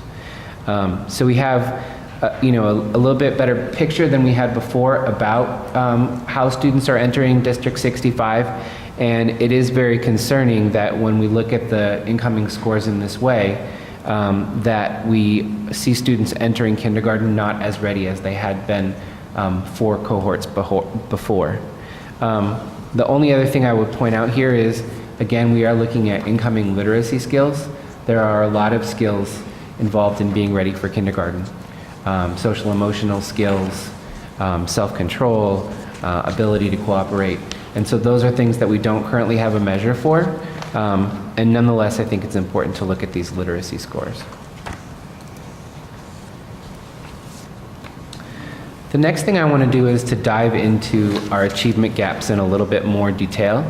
And in order to do that, I've created this slide, which I hope you'll bear with me as I explain, because I think it gives us a deeper understanding of what our achievement gap looks like than just looking at the percentage of students who meet college readiness benchmarks or fall into the bottom quartile. So when you look at the chart that's on the screen, what we're looking at is reading scores. And what we've done is to report the percentage of students who fall into each decile of the MAP assessment. And so essentially, when you look at a decile, what you're doing is taking the national sample data and breaking it up into 10 equal components. So when we say decile 1, we mean the bottom 10% of the distribution nationally, and decile 2 is the next 10% and so on. And so we've drawn a red line on this chart at 10%, and if we were looking at national sample data, what we would see is each bar would be right at that 10% line. That's how the data are designed. When you look at the bottom 3 deciles in reading, 30% of the students in the nation would fall into this category.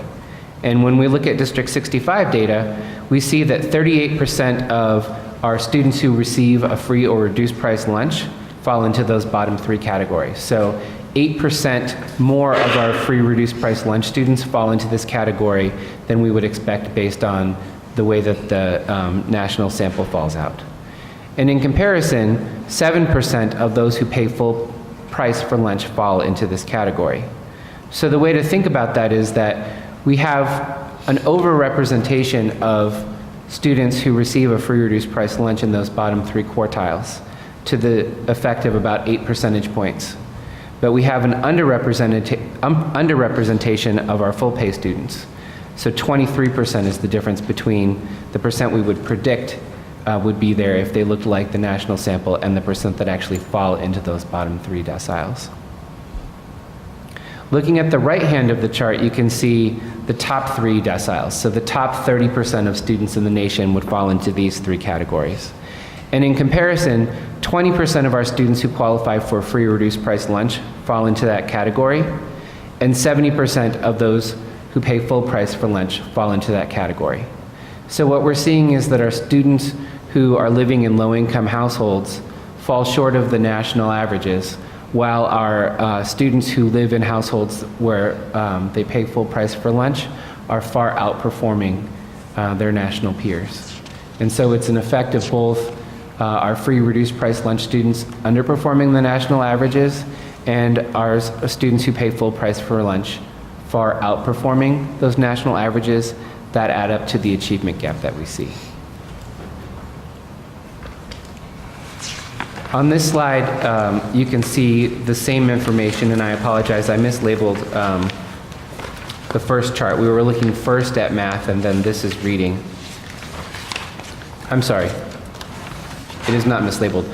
We're looking at reading throughout here. The math charts would look very similar, but I just picked out reading in order to shorten the presentation and just give you an understanding. What I wanted to show you here is first we looked at the information based on those who received a free reduced price lunch versus those who did not. Here we're looking at students who are Black or African American compared to students who are white. And what you see is a very similar picture. What I would point out is that between these 2 race ethnicity categories, there is a large difference in the percentage of students who receive a free or reduced price lunch. Among our Black students, about 78% of them receive a free or reduced price lunch. So there is an overlap between those 2 categories. However, when we look at this, the percentage of students who are Black who fall into those highest 3 deciles is just about on par with the percent who receive a free reduced price lunch who fall in those top 3 deciles. And we look at the lowest 3 deciles, we have a higher percentage of our Black students falling there than we have the percentage of free reduced price lunch by just a couple of percentage points. And then for the last category here, I wanted to point out our Hispanic students. When you look at these students, you can see that when we look at the bottom 3 deciles, we have fewer Hispanic, or more Hispanic students falling in this category than white students, but a little bit fewer than African American. And the reverse is true when we're looking at the highest 3 deciles.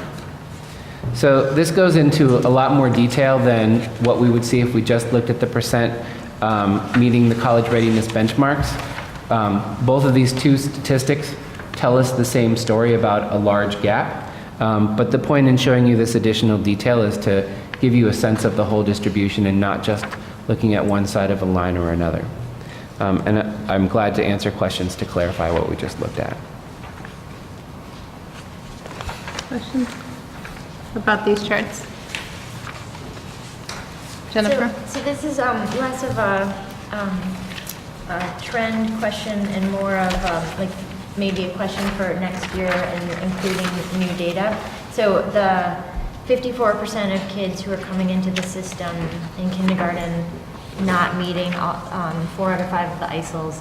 One of the things, like, as you know, thinking about that in December, seeing it again in this report, made me think of is, could we be starting to look at the spring ISIL information for first graders, and or even the end of kindergarten, and say, you know, there's less control that we have of kids coming into the system, but for the first 2 years that they're in the system, what progress can they make quickly, and what kind of, you know, what are we doing that helps improve those? So I'm curious about that as like for next year, something that might be able to be included in the accountability and achievement report. And then a subgroup would be looking at the JEH preschool cohort and the Head Start cohort, and how are they doing at the end of first grade. Anyway, that's more of a comment, not a question. Yeah, that so was a really compelling part of this report that was, you know, flagged in the new category. So let me just say I'm very much also interested in those same questions in terms of being able to look at growth for our students between when they come into kindergarten and what's happening at the end of kindergarten, first grade, and second grade. And our teachers do have assessments, including ISIL and DRA, that they're using to track that for their students. We just haven't gotten to a place yet where I feel comfortable at a district level making conclusions and putting out a chart that I can stand behind in terms of how to measure that growth yet. Is that because of the assessment itself, like how it's administered, or what's the can you tell me what the confidence? One of the complicating factors is with the ISIL assessment, the subtests change as students grow, right? So if you come in at the beginning of kindergarten, we're going to assess you about what letters you know, but quickly that test becomes irrelevant for many students. And so it's just very complicated because there's not a test that's being given to all students in the same way that MAP has a sort of continuous scale. Okay. And then there's the question that we talked about in the fall about the kids assessment, and like, is that coming? Is that not coming? Is that one that could be used? So kids would be an assessment that could give us it would be once a year snapshot for kindergarten with data collected over the course of the year. And it would give information about a wider domain than just literacy. However, I'm not sure where ISB is with the implementation of that assessment. It already has been delayed, and based on the information I have so far, it seems like it may be further delayed. So let me just show you a couple of additional charts that I wanted to highlight about our achievement gaps, and then I'm glad to take additional questions. First, in reading and then in math, I wanted to just highlight gaps based on household income. We could have as easily drawn these for our racial subgroups, and you'll find the data to do so in the report. What I wanted to highlight based on income, and the same is true by race, is that we do see these very large gaps in the percent who are at or below the 25th percentile and in college readiness. And this chart is a summary way of looking at those decile plots that we just looked at. However, when we look at expected gains, which is our measure of how much our students growing from one year to the next, we actually in reading last year did not see much of a gap in terms of student progress. So that means our low-income students and our non-low-income students the same percentage of them are making national norm gains. And the implication of that is that our students are growing at similar rates, but in order to close the gap that we see, we need to accelerate the growth of the students who are behind in terms of our gaps. And just showing you in math, we see a similar picture. There's a bigger gap here in expected gains than there was in reading. But that gap is very small in comparison to the performance gap that you can see in the other two measures. So I will leave this summary slide up to just give you a sense of the sort of main takeaways from the report, and I'd be glad to take any questions you have about what I said or anything that's in the report as well. Can I go? Yes, Richard. Thank you. Great overview. I'm very interested in the kindergarten chart. I know we don't have control over most of the students that enter our district. We have some that are in our programs, but most are not. And yet when I see the expected gains that you've highlighted, that's promising for many of the students that are in the district. And yet when we look at the kindergarten readiness chart, we see that there are a lot of kids who aren't prepared for kindergarten. I'm wondering if you have a breakdown by race and by income for that kindergarten chart. For the top line, the ones who are kindergarten ready in 4 or more skills, you could refer to the Joint Achievement Report, where you may recall that while the overall percentage is about 50% when we break this by income, only about a quarter of students living in a low-income household come in with 4 or more skills at the state benchmark, compared to 75% of students living in non-low-income households.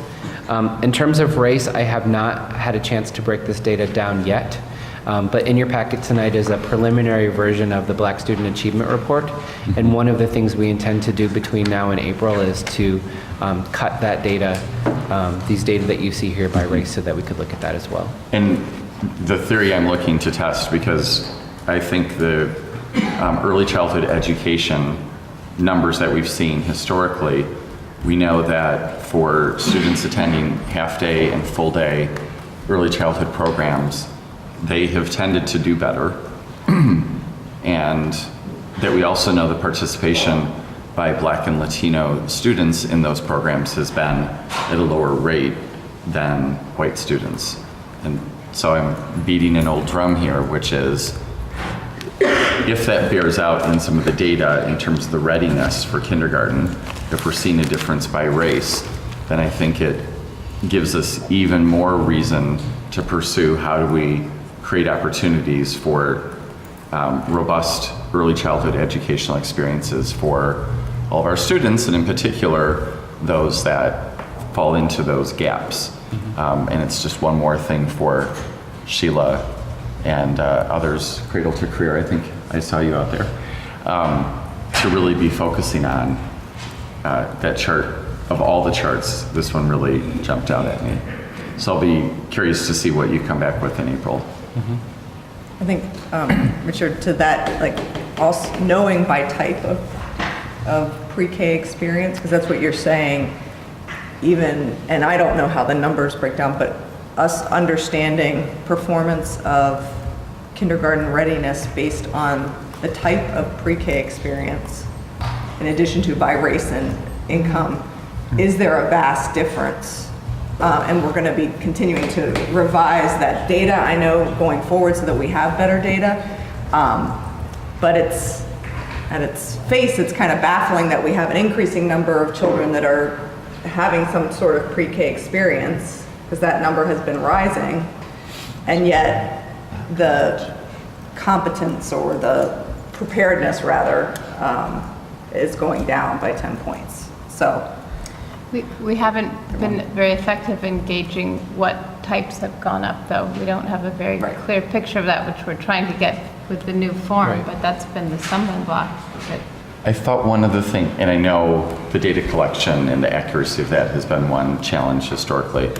What I recalled though was, and this stood out to me because it didn't quite make sense, but for students that were in a half-day formal early childhood program performed the best. Yes. And the students who were in the full day did almost as well, but slightly less well. And then all of the other categories, either home daycare or no early childhood formal setting, all did significantly That's less. true. At that time, that was based on the third grade data, right? Right. So now we could connect it more Yes. closely, is all I'm saying. That was, Perfect. to narrow the connection to where Well, kids are. and the other thing that we've been working on in collaboration with Cradle to Career and the committee that Tracy is a part of is to redesign the registration form so that we can collect additional data about the early childhood experiences of our students. So what we will know about this incoming kindergarten class that we have not known before is what program they attended and the amount of days per week that they attend that program and whether it's half day or full day. So I think we'll get a better sense of what the dosage is, and we'll be able to know and provide feedback to programs about what we're seeing about students who are arriving in District 65. And that form's ready and rolling now as we It speak. is. I'm a kindergarten. So I looked at it, and my first thought was, I know it's not District 65, and if they're not at JEH, it's not technically our responsibility, but it seems like we know what kindergartners should know to be successful, right? Because again, we know. Why can't we work with Cradle to Careers and come up with some type of every 3-year-old in Evanston should know this? And I know we know all the child care providers, and I know we have partnerships with all the home care providers. I mean, we can easily find this information out. I know it sounds silly, but I just think it could be like a card like this that can almost say, your third graders should know their name, their whatever it is. And that's how we start fighting it. So. To come join the committee, because that's what they're trying to do. It's exactly what they're trying to do. Yeah. Is come up with a common understanding of what kindergarten readiness looks like in the district, to be able to help all the childcare providers to have a sense of that, and all the families in Evanston to know what that looks like. And there are campaigns, and I know I've emailed with Sheila about this. Too Small to Fail is like the Clinton Global Initiative that is working on like what is school readiness, like how could you, and so there are kits to create a local campaign, right, so that you could have that type of information.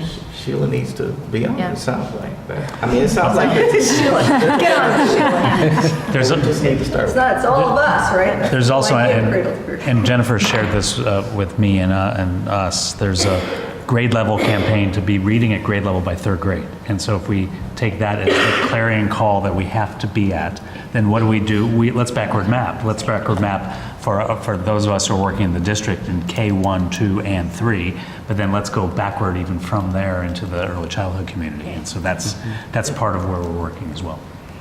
I have you're still on kindergarten because I want to shift focus. Okay, I'll wait till you're done then.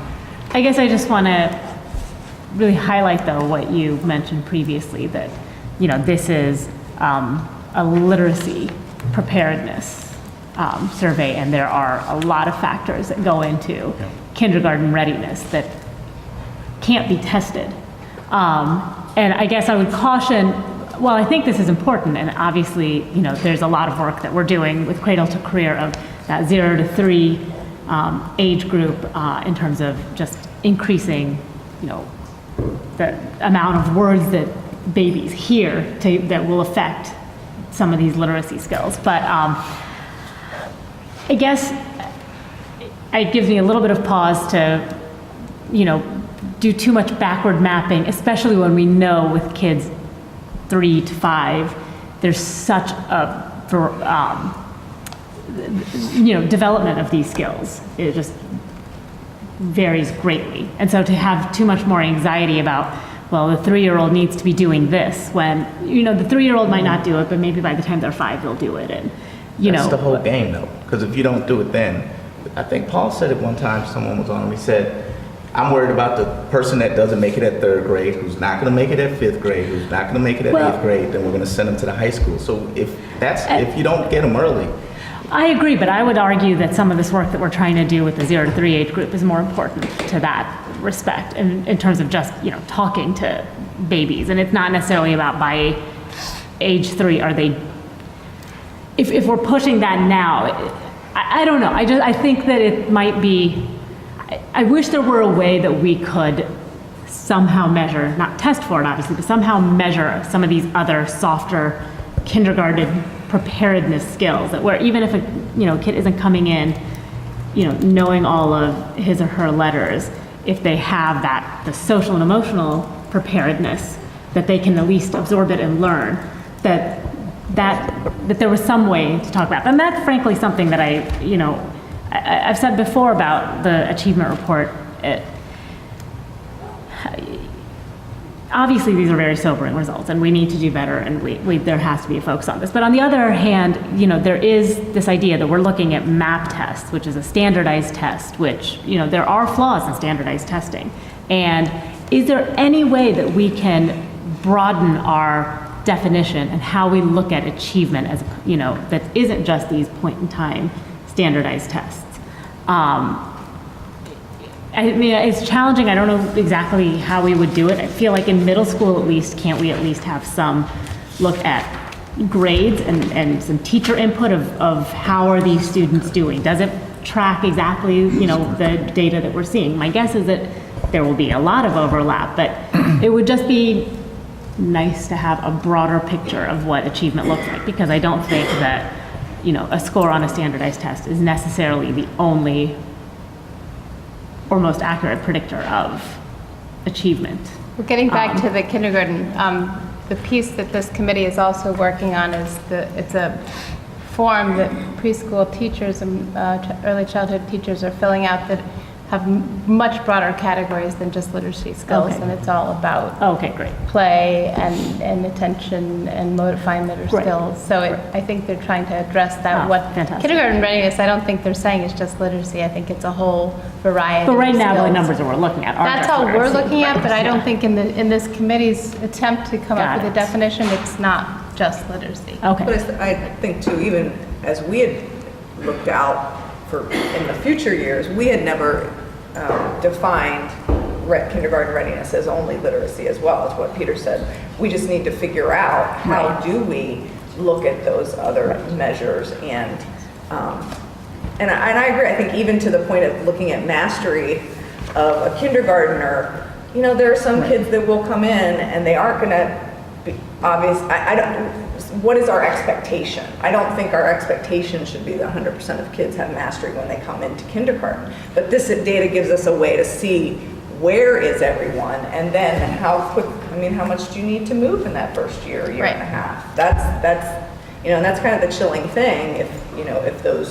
If those metrics, to me, it's not where it is, but it's the movement that there's a trend downward. That's the more concerning thing. That's right. Less about, where it is in the point in time, but us looking at the trend of it. I think that's true. And that's where, we could talk about 0 to 5 all night. It's the best topic ever.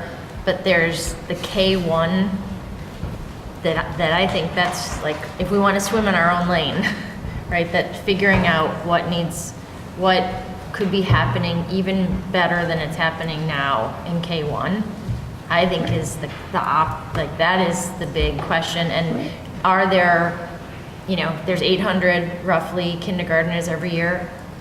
Do some of them need some individual learning plans like right off the bat? Like, should we be starting ahead with, like, by the first conferences in kindergarten that you've got some early positive interventions and learning plans? But I think we have to keep in mind that, there's that whole thing about reading readiness. My son wasn't ready to read until he entered first grade. And so if we had some measure that they've got, that they're reading in kindergarten, I think that then we are opening up the door to trouble there. Because we might be pressuring kids who aren't ready. I think we're straying into more of the administrator's job of deciding what those interventions will look like. So I think we should probably focus on what the I did have a question, not kindergarten. Okay. Which was about the gains. I mean, you know, you pointed out that students are making gains at sort of the same rate, but the gains that the lower performing students are making are not getting them to be equal with the higher performing students. They're just the expected gains. And I was wondering, is there any joy to be gotten from this? Or is this something that maybe we shouldn't be thinking about so much? Because it was when I was teaching, there was a lot of emphasis on your students should make their expected gains, you know, at the end of the year. So that's, as a teacher, thought a lot about that. How can I get them to make the gain on the math test that they're supposed to make, given, you know, measuring them against themselves? But I'm wondering if maybe that isn't a dangerous thing to be emphasizing. Or maybe I'm wrong, so I'd take an answer from anybody on this. Well, and I would invite my colleagues to join in, but from a data perspective, what I would say is that making national norm gains is the place to start. That when students make that gain, we know that the amount of learning that they have in that year is on par with what the average student across the country is receiving. So when it's above that, we know we're at least helping that student learn as much as their average peer across the country, and that's a really good thing. But it doesn't get rid of the gap. It does not necessarily get rid of the gap. We don't. Yeah, I think what we don't represent in this report, what we don't know is the students who are making, we have a binary measure, yes or no, in terms of are you making expected growth. We don't know if the students who are making expected growth are making far more than that expected growth or not, and the students who aren't making expected growth, are they falling far behind or are they pretty close to that metric? And that's something that school-based teams and principals can and do take a look at to identify where are the students and what are the characteristics and what are the patterns of these students.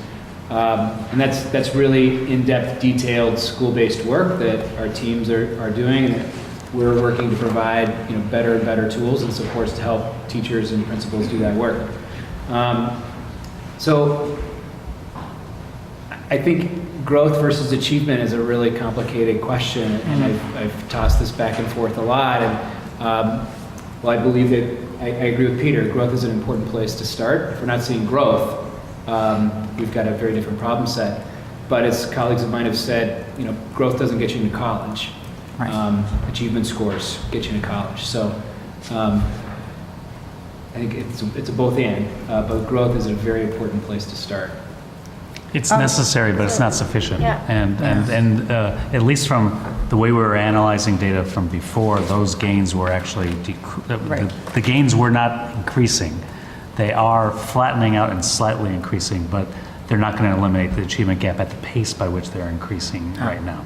So Claudia, I think from a board standpoint, it's absolutely critical for us to be looking at achievement as well as growth, because if you look back, we had not, previous to this year, or this strategic plan, been looking explicitly at growth.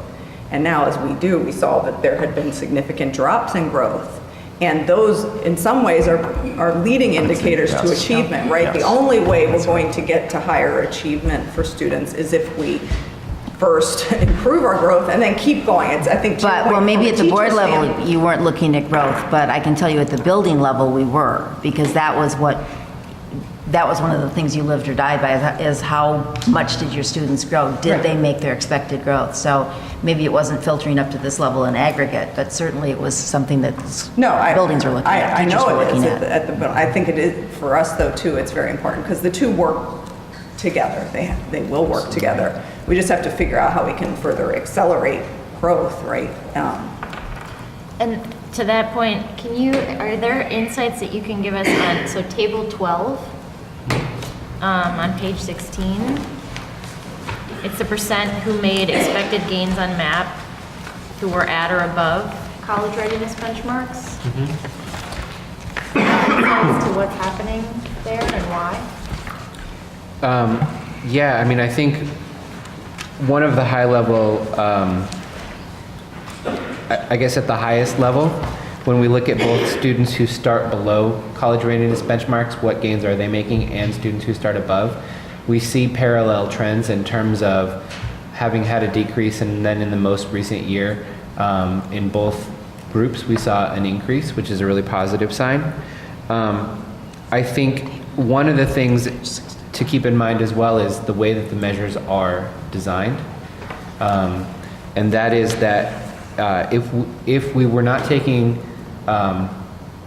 measurement error into account, which we are, if we looked like the average school in the country or the average district in the country, we'd have about 50% of our students make expected gains. Because we also in this measure require that students make gains that are bigger than the error in the two test measurements, we know that that number should be below 50% if we look something like the average school in the country. So that's just gains generally in terms of if I see 30%, 40%, 50%, what am I looking at? We've talked to NWEA about getting a statistic that's like ours from the national sample, and we haven't been able to get it. So the best advice I can give is that we know that the average school in the country would look somewhat a little less than 50% on this metric, and we don't know how much that little less is. And then in terms of specifically, you asked about the students who started at or above college readiness. I think what we're seeing is some healthy increases between 14 and 15, and you can see that that percentage is a bit lower than the percent who are making gains who started below the readiness benchmark. And that's particularly the case when we're looking at reading.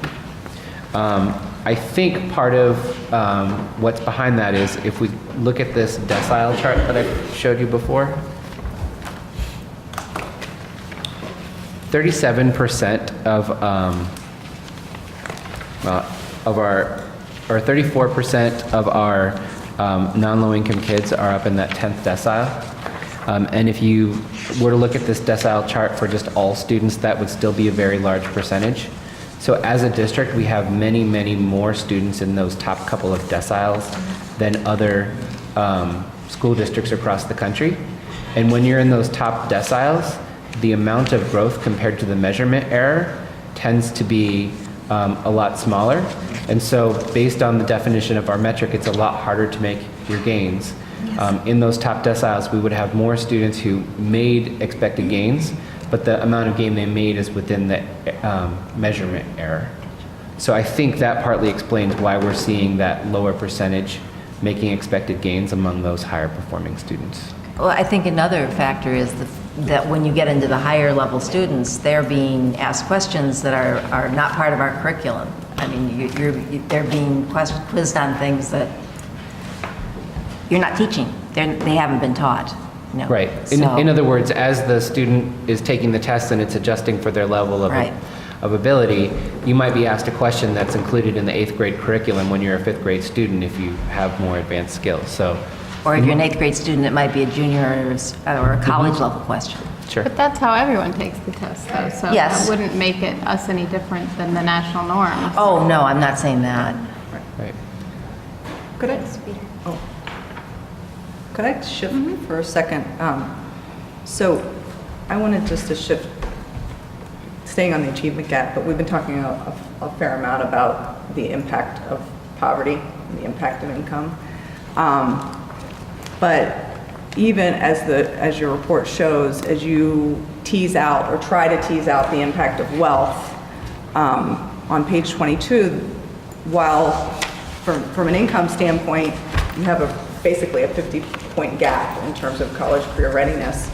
If you look at, for those who are full price lunch students, comparing in African American students to white students in math, there's still a 38-point difference. In reading, there's still a 36-point difference. We talked a little bit about this last year. And I was just going to request that I think we need to take a deeper look at that data, specifically looking at students in those categories to really try to understand the drivers of what is the disparity when it's irrespective of income, and what is occurring for those students in the classroom. I think that the numbers, if we get it down to the level of actually looking at cohorts or looking at groups of students, is manageable for us as part of our work going forward, and it would help us to really understand what are the drivers of the experiences of those students differently than their counterparts. So I think along with that early literacy, those two to me seem to be the hugest imperative of really continuing to unpack and what the impact is on their experience in the classroom. Yeah. So, I would vote. I was just going to say, are you asking them to, what it exactly? Well, I mean, maybe it's How- a topic of conversation when we come to our April meeting. Yes. And I don't know whether data would be available then, or at least a process by which that we could continue to get to, explore that data. But we can only do so much at the aggregate level of understanding there's a 38-point gap or that there's a 36-point gap, right? And obviously the administration will be working on the interventions, but I'm just thinking of those specific students as one part of that, and maybe understanding how you might continue to look at that as you look at interventions. How is culturally responsive teaching pilots working with those students? What are the impacts that are having? Because they're different. I mean, we are not going to fix the poverty issue tomorrow. Hopefully we will soon, and we can all work together on that. But we should be able to fix any disparities related to race that our kids are experiencing in the classroom if it does not have something to do with their income. I just feel like the bar is higher for us there. No, I saw you saying like they're gonna produce something that says student A, not free lunch. This is the things that the student has been doing. Student B, free lunch, scoring here. This is the things that the student has been doing. Like what are they gonna, I guess I'm just trying to figure out. No, I'm comparing, when you're saying, I'm saying full price lunch for students who are, and I don't like the term full price lunch. I'm just thinking, if you are trying to take out income, we have income as a factor, we need to look at those, how does income impact the experience? But there's clearly a disparity based solely on race here, right? Yeah, that's what I'm asking. And so, what do we know? what do we know about the experience of a non-low income white students versus a non-low income black student and what they're experiencing in the classroom? Or, what are the circumstances? Why that we could somehow diagnose some pretend related to what the achievement concerns we have or the need to work. Thank you very much, Candance. I'm sorry, I didn't say it very articulately. I think that would be a great project for April, in addition to, I think we've seen over and over again the gap, and what we need to do now is look at factors like race apart from income, and then also look at areas. I know the schools do the deep dives on grades and cohorts, but I think at a macro level, we need to see it, or you all need to see it and let us know about it, because it's so hard to know when we're talking about what interventions we want to support, what reading programs. That really detailed analysis at the school level and the grade level is, I would think, for you all would be critical for April, to look at race, to look at why certain students are doing much better under different conditions than some are doing, school by school, grade by grade, looking at curriculum, instruction, all these different pieces. That just seems to be the next step in this process for April would be helpful for. Well, and so I think two things. One is to clarify what I think I'm hearing, if I'm hearing what I think I'm hearing, I agree, which is that when we look at gaps in our district, there is an effect of income, and there is an effect of race, ethnicity. Right. And it's not always easy to tease those two things apart, particularly because when we say a student pays a full price for lunch, we know that they earn more than 180% of the federal poverty line or more in that family, but there's an upper end, and the median for the different groups of families may be different. So there's a depth of poverty component that we won't be able to measure. But that having been said, I think all the evidence that we have suggests that there is an effect in our data of race, separate and aside from income. And I think I think there are some steps that we can take to move toward helping us and others in the community continue to see how that looks and maybe see it in a little bit more exact way, as well as to begin to tease apart some of the things about what other things do we know about these different groups of students, and what kinds of services have they already received. I think my mind goes to some really amazing things that would take a lot longer than between now and April, but I hope that what we can put together will go somewhere between this sort of like, oh yeah, there's this really fascinating project we could provide that would really get at that, but I think we can make some steps toward that between now and April that would really enrich the discussion. Great. Other questions? And I'm grateful that you put the school level and the middle grade level data in, so thank you for, it seems like several of us kind of put that out there, and so thank you for having it in this piece. Sure. Any other thoughts? Okay. Thanks very much, Peter. This is a thank you. very enlightening report. Well done. Do we need to take a break, or can we go right to strategic planning update? Forge ahead unless anyone... So there's an important connection between the previous conversation and the earlier comments I made and the strategic plan indicator report that we're about to present.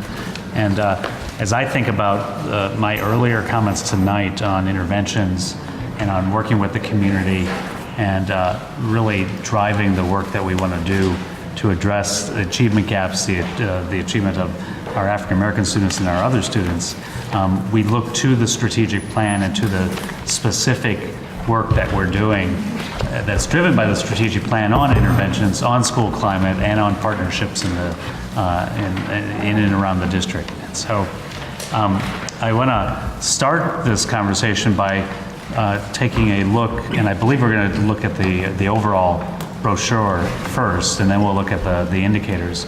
And you'll notice in there, we again, in the spirit of being transparent and engaged around our data, what we are presenting is progress to date.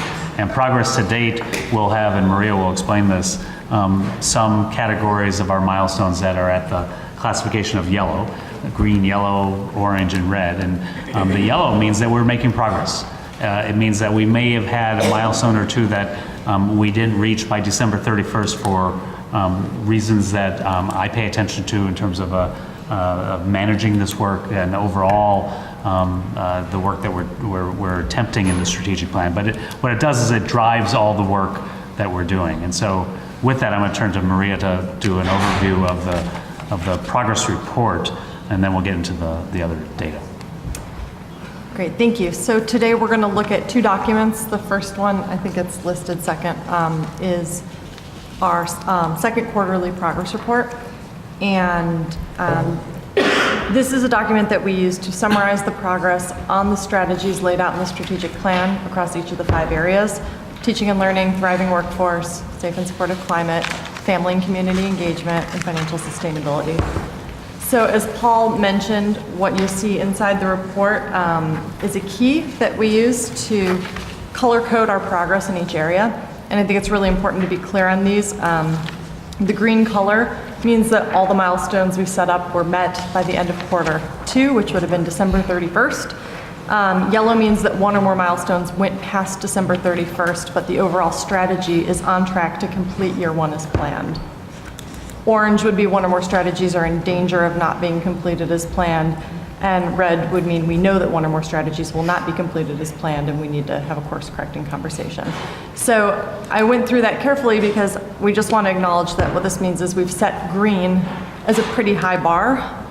The places where we're yellow this quarter are areas where something wasn't finished across the finish line by December 31st as originally planned, but we've made enough progress on it to ensure the completion of what we set out to do in year 1. So in this scorecard overall, you'll see 4 yellows and 1 green, and I think it's really important to be clear that this means we're still on track to complete our year 1 work plans. So with that overview and context of our reading category, we're just going to take a few minutes for each person to give a spin through the highlights that are called out here. And then Peter's going to present on our strategic plan implementation scorecard, which is the strategy indicator scorecard, gives our metrics that we use to track implementation across each area. Do you want to start this here? Good, go in order. We're going to go in order. John? Great. Thanks, Maria. High quality teaching and learning. So I just want to mention there are a couple of other things in the strategic plan that we are working on and moving forward. Dr. Goren mentioned earlier today the culturally relevant pedagogy work that's happening at 3 of our schools, as well as the executive functioning pilot that's happening at 1 of our schools. And we can see now in all of our schools in the district, goal setting, which is one aspect of the executive functioning work, is in place in the majority of our classrooms and in all of our schools, and that's a significant step forward on that area of work. We're also making significant progress on our work on RTI, response to intervention, supporting our most struggling students, and have some really exciting work that's happening around new structures in schools to provide intervention for students. Specifically with the work around working groups, this work is being initiated to work together with parents, principals, and teachers to gather ideas about how to provide some guidance to teachers for standards-based feedback to parents during parent-teacher conferences. And we'll use the upcoming parent-teacher conference round as a great opportunity to gather some feedback from all of those stakeholder groups, and look forward to providing that information and additional tools to teachers in the coming months. In regards to the math framework, the team has done a lot of great work on the math framework. They began with the skeleton that we're going to use for the frameworks moving forward. They found as they engaged in this work that the scope of the work got larger, especially as they received feedback from CAC as well as curriculum instruction team and other stakeholders. Right now they have a solid framework. They want to finish finalizing some steps before they release with K-5 in the end of February. And then they will also finalize 6-8 by the end of May. These will be living documents. One of the things that we've learned in this experience is that there's a lot that's good that we can put into it, but the more we put into it, the more ideas we receive and the more work that we see. So we're going to make these living documents, and we expect them to provide great guidance going into the future, but also to have continued updates and additions to make them strong resources for teachers. This other piece that we have is the professional learning plan. The professional learning plan was included as an FYI tonight. This plan was put together in response to the strategic plan, and questions had been raised by the board. In the process of doing this, we discovered some really strong alignment between some of the feedback that we're getting from teachers as well as the best practices in research. We also can see that professional learning is in a good place, but there are places we can go to make it better. So the report included some possible next steps that we can take in order to continue to strengthen professional learning, and we too hope as we engage in these steps to do that in collaboration with educators and other stakeholders in the district to make sure that this is going to meet our needs and ensure that we ultimately can strengthen practice and improve outcomes for kids, which is the goal of professional learning.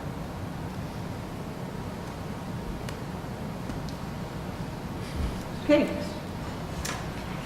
Family and community engagement. I'm going to report for Izzy Nunez, who's not here tonight. One of the things that she was going to do was this community conversations, and that ended up getting pushed back a bit as relates to the holidays. So there was some scheduling that happened for that, but her work is now going to be happening in January and February to provide those. And the community schools, I think it talks about it here that tomorrow, I think, is, or this week sometime, there's a leadership meeting for community schools. And so some of the decision-making related to the community schools expansion has been a bit delayed because there's been a change in leadership with community schools through YOU. And so I think that work will be discussed, but at this point, it's a little bit on the back burner.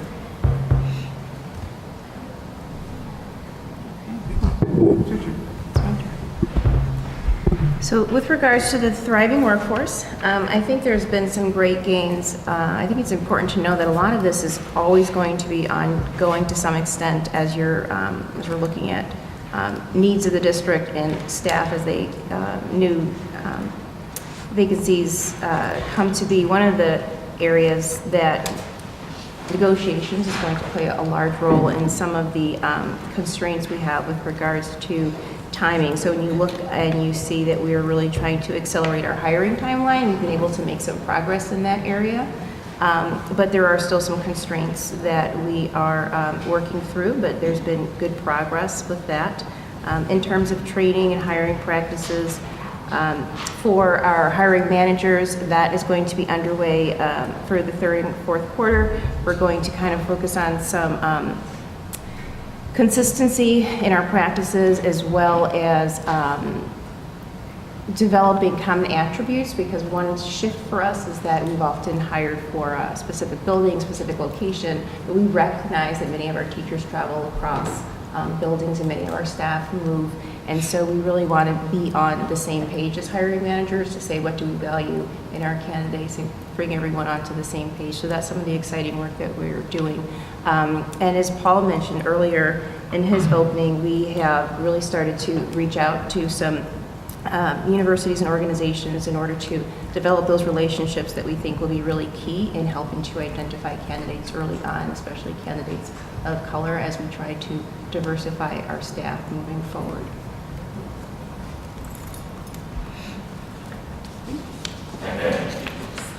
Safe and supportive school climate, we're on it.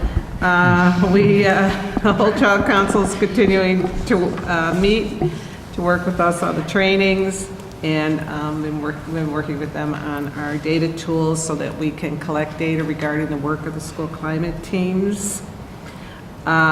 We have the social workers in the buildings, as well as the principals, have sat down and have been auditing the social emotional learning programs that they're providing at each of their schools, and providing me that information so that we know where we're at each of the schools in terms of what's being implemented and what we may need to place in other schools. We have a action planning toolkit that we're working on, which has really been working with the teams as to how to identify what are the interventions that they want to start implementing.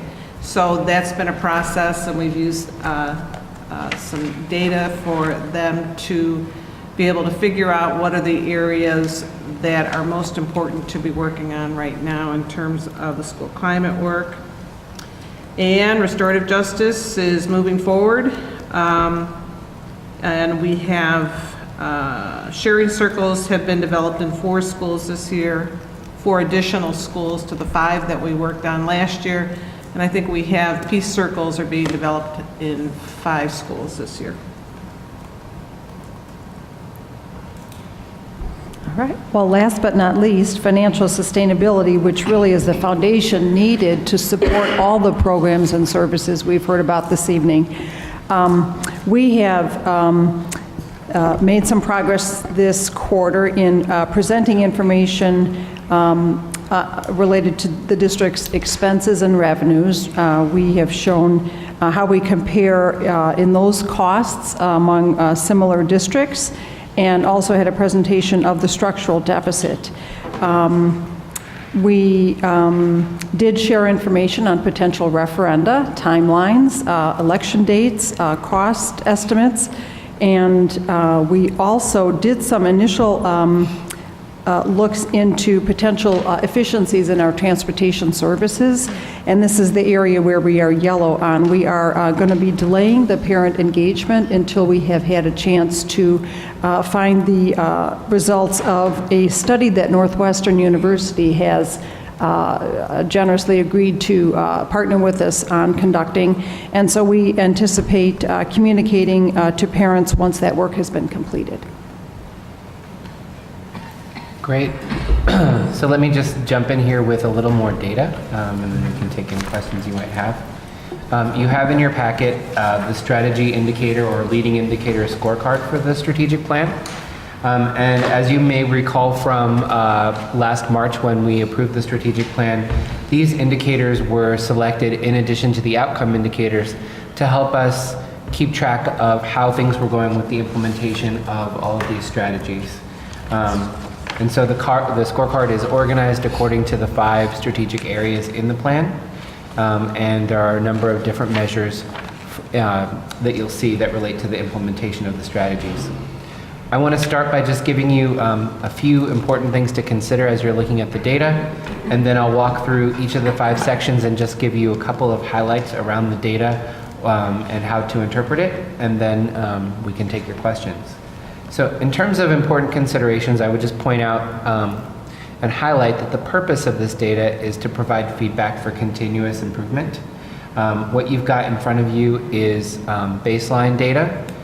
In fact, it's 4 years of baseline data in most cases. And we've compiled this to help each of our strategy leads see where we're at and be able to track their progress in the years to come. And we hope to see really great things happen on many of these metrics. Where we don't see the improvement we're looking for, that'll be assigned to us that we need to look at the implementation of our strategies and ask ourselves, how do we need to refine implementation?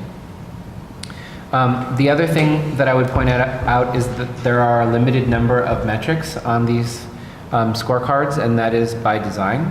We want to make sure that we can have information at a glance. Of course, there's a lot more data beneath this that we can look at as a team and that strategy leads will dig into as they look at the implementation of their projects, but we want to keep a manageable number of metrics. And part of the rationale behind that is to make sure that we're spending more time on implementing and designing our strategies and communicating our strategies and not so much time in measuring things. So we could do lots of surveys, we could collect a lot of additional data, and we don't want to put our time there, we want to put it into actually getting the work done. And the last thing I would point out is that this was intended as a living document. So whereas our outcome indicators are ones that we want to stay fixed, these leading indicators are ones that we can refine as we go forward, and we have done that in a couple of cases that I'll point out as I go through. So looking at the high quality teaching and learning strategy area, just a couple of notes for you is that most of the data here will be familiar to you. We've just talked about the map results, and we have looked at 5 essentials earlier this year. Here we're talking about key transition points, and those are grade 3, grade 5, and grade 8. And the other thing I would point out is that these measures currently include all the students in the district. One of the things that John and I have been discussing, and you'll see when you look at the outcome indicator scorecard that we have a placeholder for a measurement of English learners, is that the MAP assessment is likely not the best indicator of where our English learners are, because in many cases they have academic knowledge that they're not able to demonstrate in English yet. And so we've talked about how to measure their progress perhaps in English proficiency, and then look at the academic outcomes of the English learners once they complete the program. So we're looking at what assessments are going to help us best demonstrate the success of those students. And for now, just to point out that they are fully included in the data here in the scorecard and in the data that we've talked about previously. A few things to point out in the thriving workforce area. You'll note here that we only have 1 year of baseline data, and that's because as opposed to a lot of our student data, we had to compile a lot of things by hand by looking at individual applications. And so rather than go back and reconstruct the history, we've got this one baseline year against which we will measure our future progress. One of the metrics you'll see is the percent of licensed new hires who are persons of color, and that's 20% for the baseline year. To give you some context, 22% of current licensed staff in the district are persons of color, and that compares to 17% statewide. So our higher rate of persons of color who were licensed last year fell lower than the percentage of current licensed employees in D65 who are persons of color, but higher than the percent of licensed staff people employed across the state.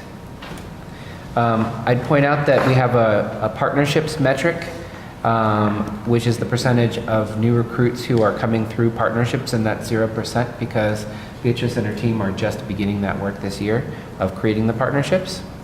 And you'll note that there are two measures that we don't currently report on. One is related to employee satisfaction, and Beatrice and her team are currently evaluating some alternatives of an employee satisfaction survey that we could administer, as well as a retention metric. And we've begun our work together to look at how we will measure that so that we could look at the folks who are retained between the end of this school year and the beginning of next school year as our baseline data on that indicator. Turning to family and community engagement, I mentioned this is a living document, and one of the examples of that is that we set out to assess the percent of partnerships that are high quality. And what Izzy Nunez realized as she got into the work of doing this is that it is a substantial task first to just catalog all of the partnerships that exist in the district. And so you'll see that she has actually already cataloged 100% of those partnerships, which turned out to be a really substantial task. And her next task is going to be to categorize these partnerships and look at where are there gaps and overlaps in terms of our partnerships. And the assessment of the quality of the partnerships will be a task that we leave for a future year. Another thing to point out is that you'll see a number of 5 essentials metrics here related to family and community engagement. These all come from the teacher perspective, and you'll note that in all 3 of those categories we're scoring in the more implementation category. So to just give you a sense, the state has 5 categories, and we are scoring in the next to highest of the 5 in all 3 of those measures, just as our baseline. And then the last thing to point out is that the kindergarten readiness measure that you see here is based on the 4+ skills that we just talked about in the achievement and accountability report. Turning to safe and supportive school climate, again, you'll see some 5 essentials measures, but I wanted to point out 2 measures that are new and I think fairly interesting. One is related to the the percentage of students with 1 or more office discipline referrals for a major incident. These are generally cases where the student would have to leave the classroom and report to the office. And what you can see is that we have a gap here between different race ethnicity categories in terms of the percentage of students who in the course of a school year are recorded as having an ODR for 1 or more incidents.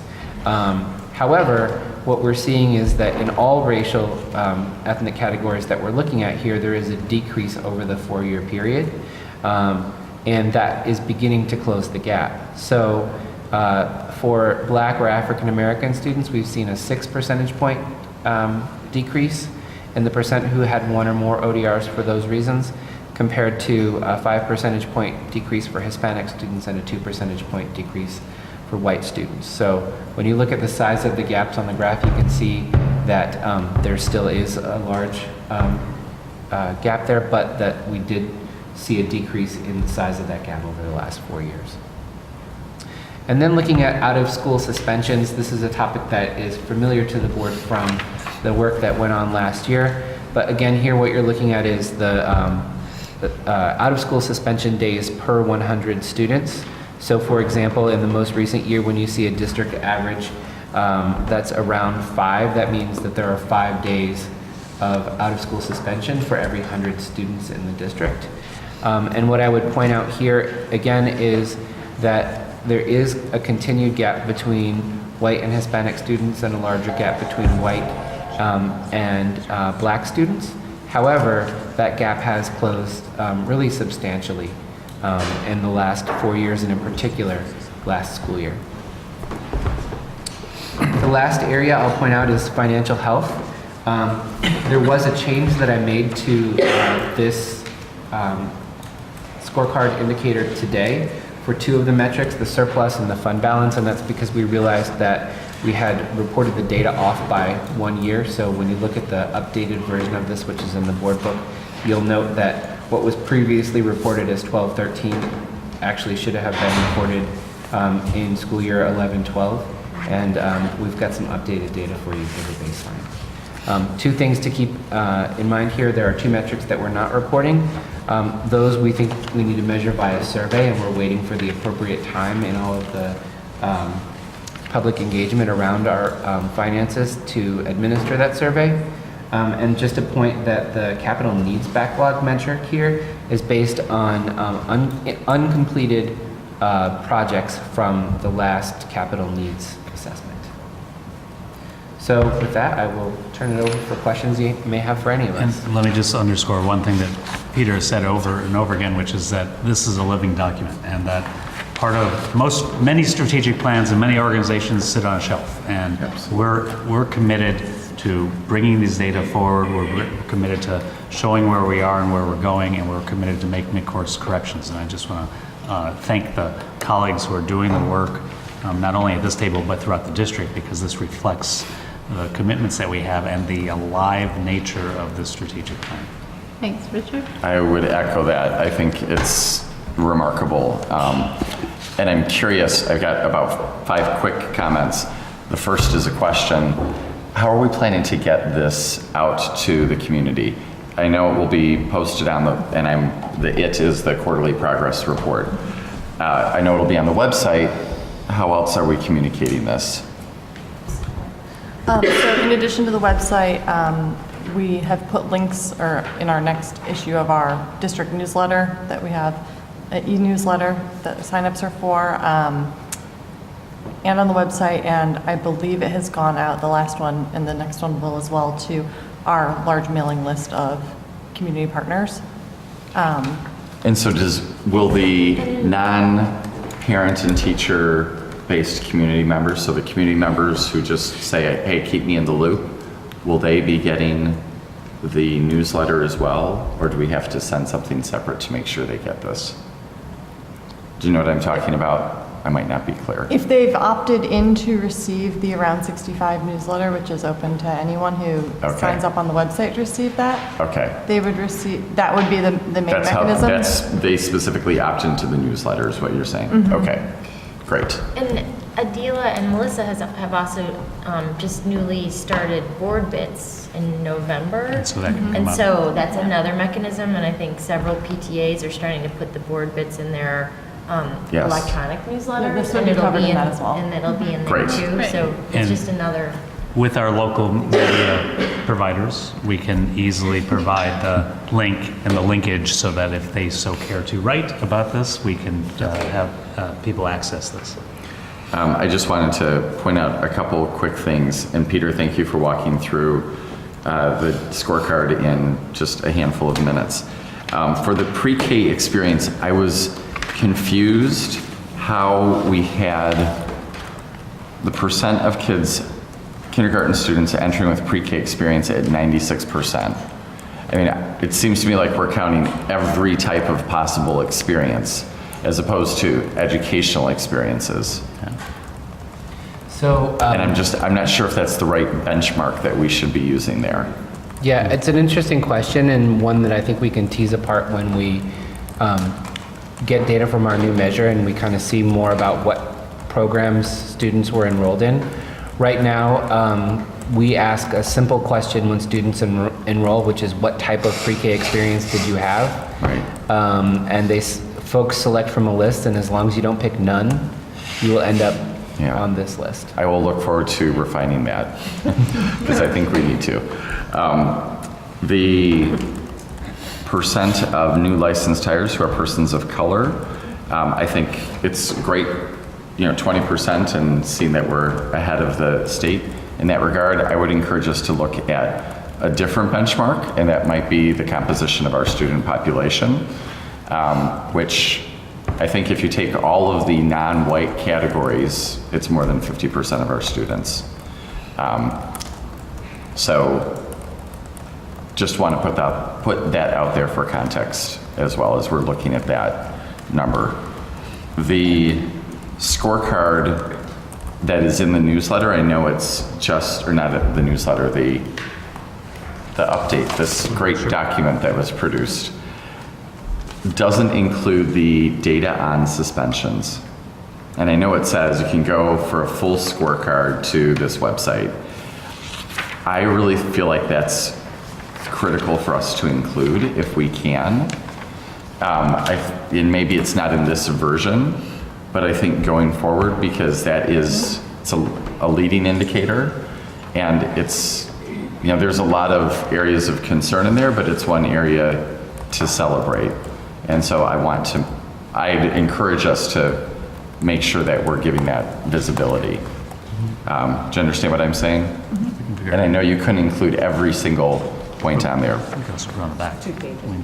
Yeah, but when we go to send things out, I can talk to Melissa about formatting this up so that it's a readable attachment or something to accompany this Great. document. Yeah. Fantastic. If there's a way we can do That would be really helpful. Then I guess the only other point I wanted to make, and that is tied to the achievement report, we need to focus on race, we need to focus on income differences. And I think when we look, and as I was looking at some of the scorecard data, the other significant gap that exists is with students with disabilities versus their gen ed peers. And I don't know that we necessarily need to tease it apart in the same way that we're doing some of the data you walked us through tonight. I do just want to highlight, if you compare students with disabilities on some of the achievement report and on the scorecard, it often mirrors what we see for Black students. And I just think that's an important point to keep present. And now I'm done. Thank you. You're welcome. Who's next? You said everything. Shocking. I think we've had our piece then. No. I guess, one other comment is, I think looking at yellows and greens, I would be surprised if you had come here with something that said all green, and it would frankly make me a little skeptical about the process. So I think that this acknowledges how true this is and how there's fidelity to the implementation, and that we are, kind of trying to all be accountable together, knowing that activities are fluid. And when we do believe there are, it didn't show up here necessarily, but there may very well be a major thing that comes up that we have to deal with as a district that takes us off getting to some of these milestones. And that's what this is about. This is about the big and the small, and understanding how we're not only managing to activities, which is part of results management, we're managing to activities, we're managing to outcomes, and we're managing our relationships. And I think this shows me that you're helping us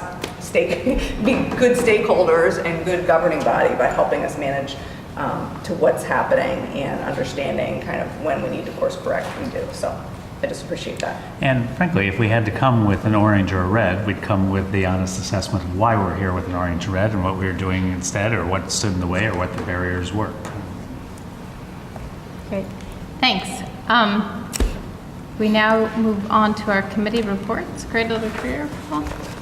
Cradle to Career. Sheila's right there. She can help me out. We are having the Cradle to Career the community partnership is having a retreat this Friday, and it's responding to all of the needs that we have in our community, and frankly the clarion call that we present tonight in our achievement and accountability report, and as we look at the achievement of our Black students and our students of color. So the retreat will be this Friday with more than 100 players, really focusing on where Cradle to Career is and where it's going, and what actions we will take as a community in the short, medium, and long run, but especially in the short and medium run, and the commitments that we will make. And so it's a vitally important next step. And as we think about the issues that we've been talking about writ large tonight, and package them into what Cradle to Career is calling community literacy, the question of how do we, as we've discussed tonight, how do we think about our summer programs? How do we think about the achievement of all of our students, whether it's by income or by race? When we think about all of those issues, we also know that we can't do it alone, and that the partners in the community can be and are a vital help. And so this is a really important meeting to move forward on the agenda that Cradle to Career has set up. Great. Candance, the community schools? I think Joyce actually summarized it earlier. Okay, We have a meeting great. on Wednesday, and we're moving Terrific. forward. Head Start, Jennifer? So the Department of Health and Human Services federally is coming for a site visit on February 25th. And I think everything else was summarized in the packet that Katrina put together in the book. Great. The joint 65202 committee meeting we've touched on a couple times tonight. We had a really good discussion of the joint reading goal and ways in which 202 and 65 are going to partner going forward, potentially about around summer programs for middle school students, and new next steps in collaboration with one another. That's it. Park School. No update at this point. I Okay, don't think. policy, Suni, the next one is April 18th. Yeah, the next one is coming. We had a good meeting a couple of weeks ago, and we'll meet again in April. Good. Wellness, Suni?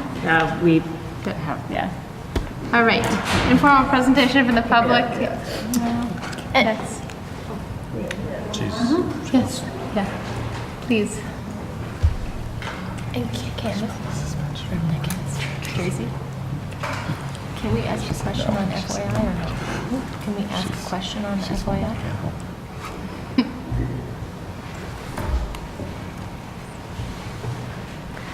My name is Alice. Alice Barry. I live here in Evanston. Dr. Goren, you mentioned the silver bullet, saying it's sort of too bad we don't have a silver bullet.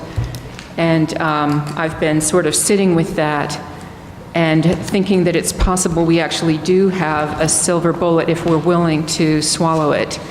I don't know how many of you saw the film The Matrix, where a young man takes a pill. He's given a choice between two pills. If he takes one, the world goes on as it was. And if he takes the other, it opens his eyes to see the world in a very different way. In response to the achievement gap where race is concerned, I think that the concept of race was a silver bullet about 400 years ago. It's not something that exists in any scientific way. That's pretty much agreed upon by anthropologists. And once you swallow the pill to realize that race doesn't actually exist in any legitimate form, what I've found for myself is that it has begun to change my view. It's changed the way I see and hear, and it's changed the language that I use. And it's been a little like entering a large building with a lot of rooms. And every time I come to a new realization, I'm opening a door into another room. And I think there are people all around the country right now entering that building and discovering all kinds of things. And we're each entering at a different spot and going through the rooms in different order. But what strikes me, the concept of race appears to have been considered, a silver bullet by people who owned huge tracts of land in this spectacular new continent.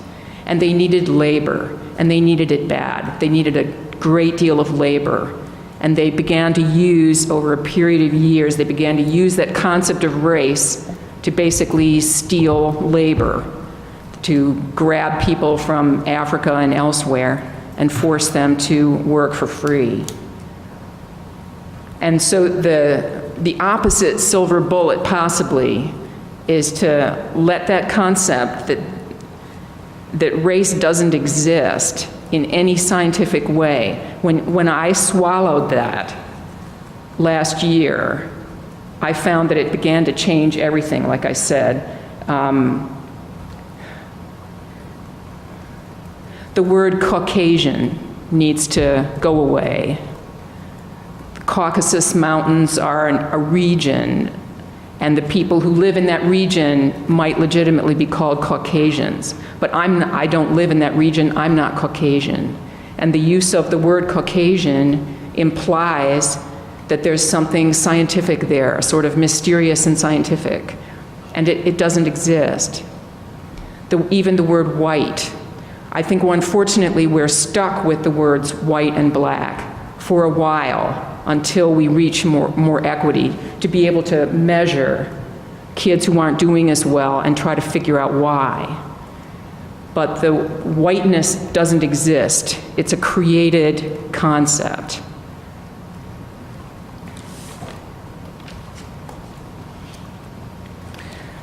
I'm hearing you mostly use the term African American to talk about your kids.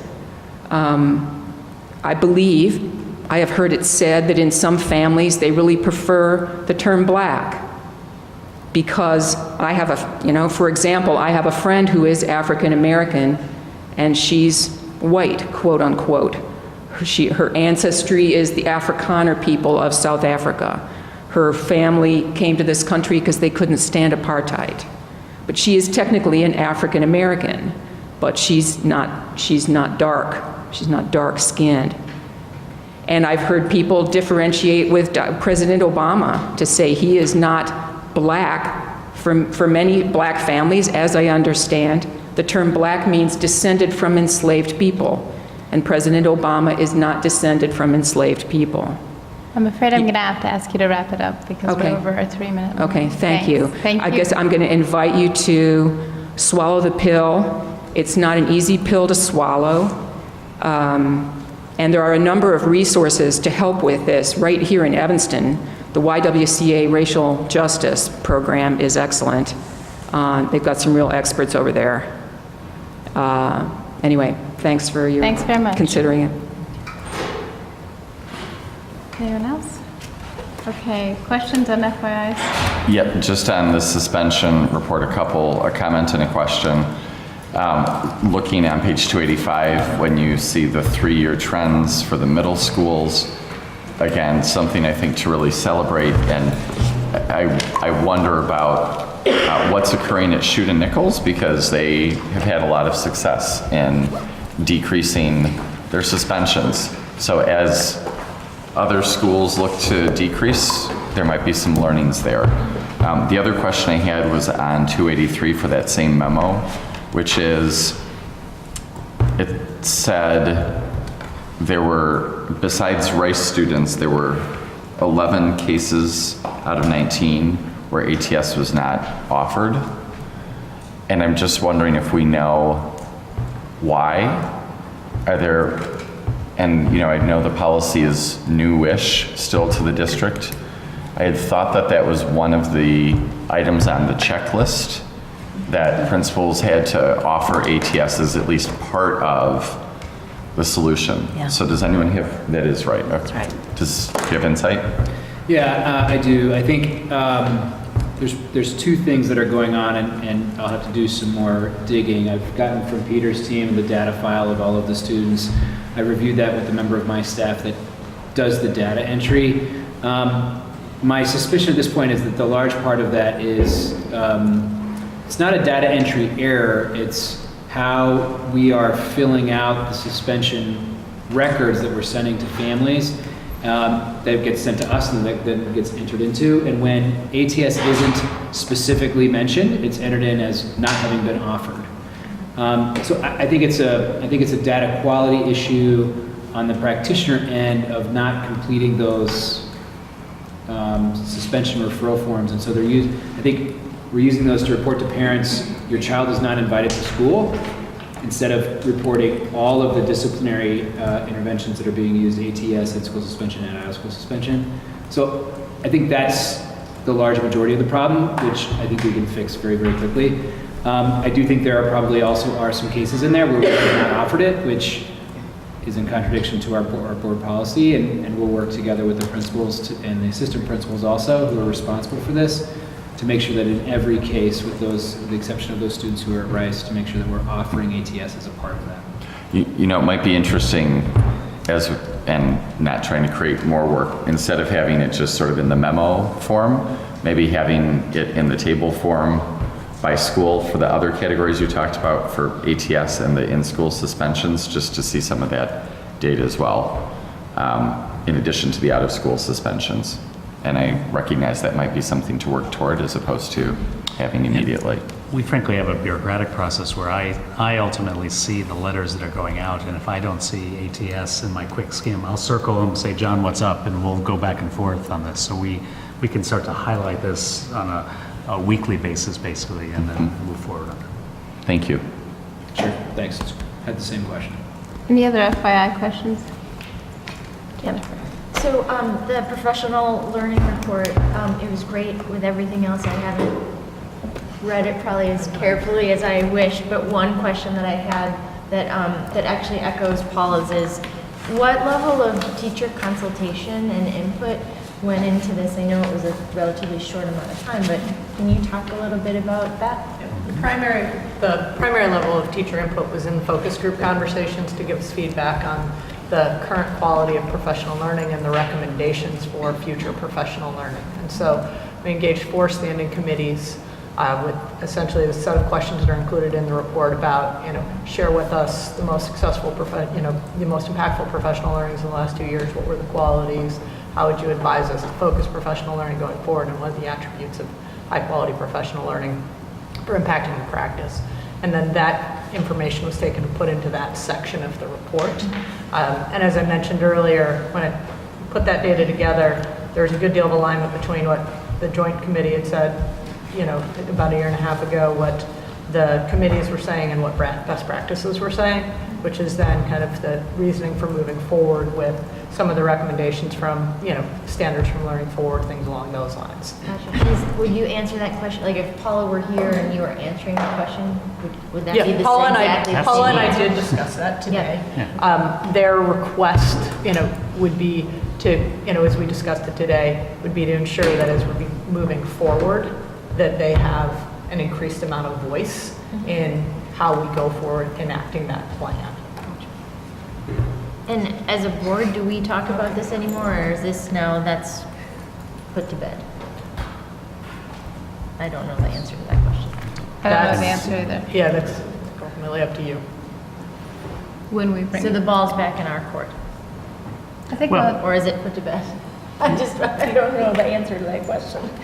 We have a comprehensive plan. We're going to do some more work with our teachers and with our teachers union, and we can surely bring it back, or we can bring it back as we're starting to reflect also on curriculum review and how to think about that. And so there's a larger picture issues around what we're teaching and what's part of our teaching learning enterprise, what's part of our professional learning enterprise, how does our calendar look, and sort of putting all of that together.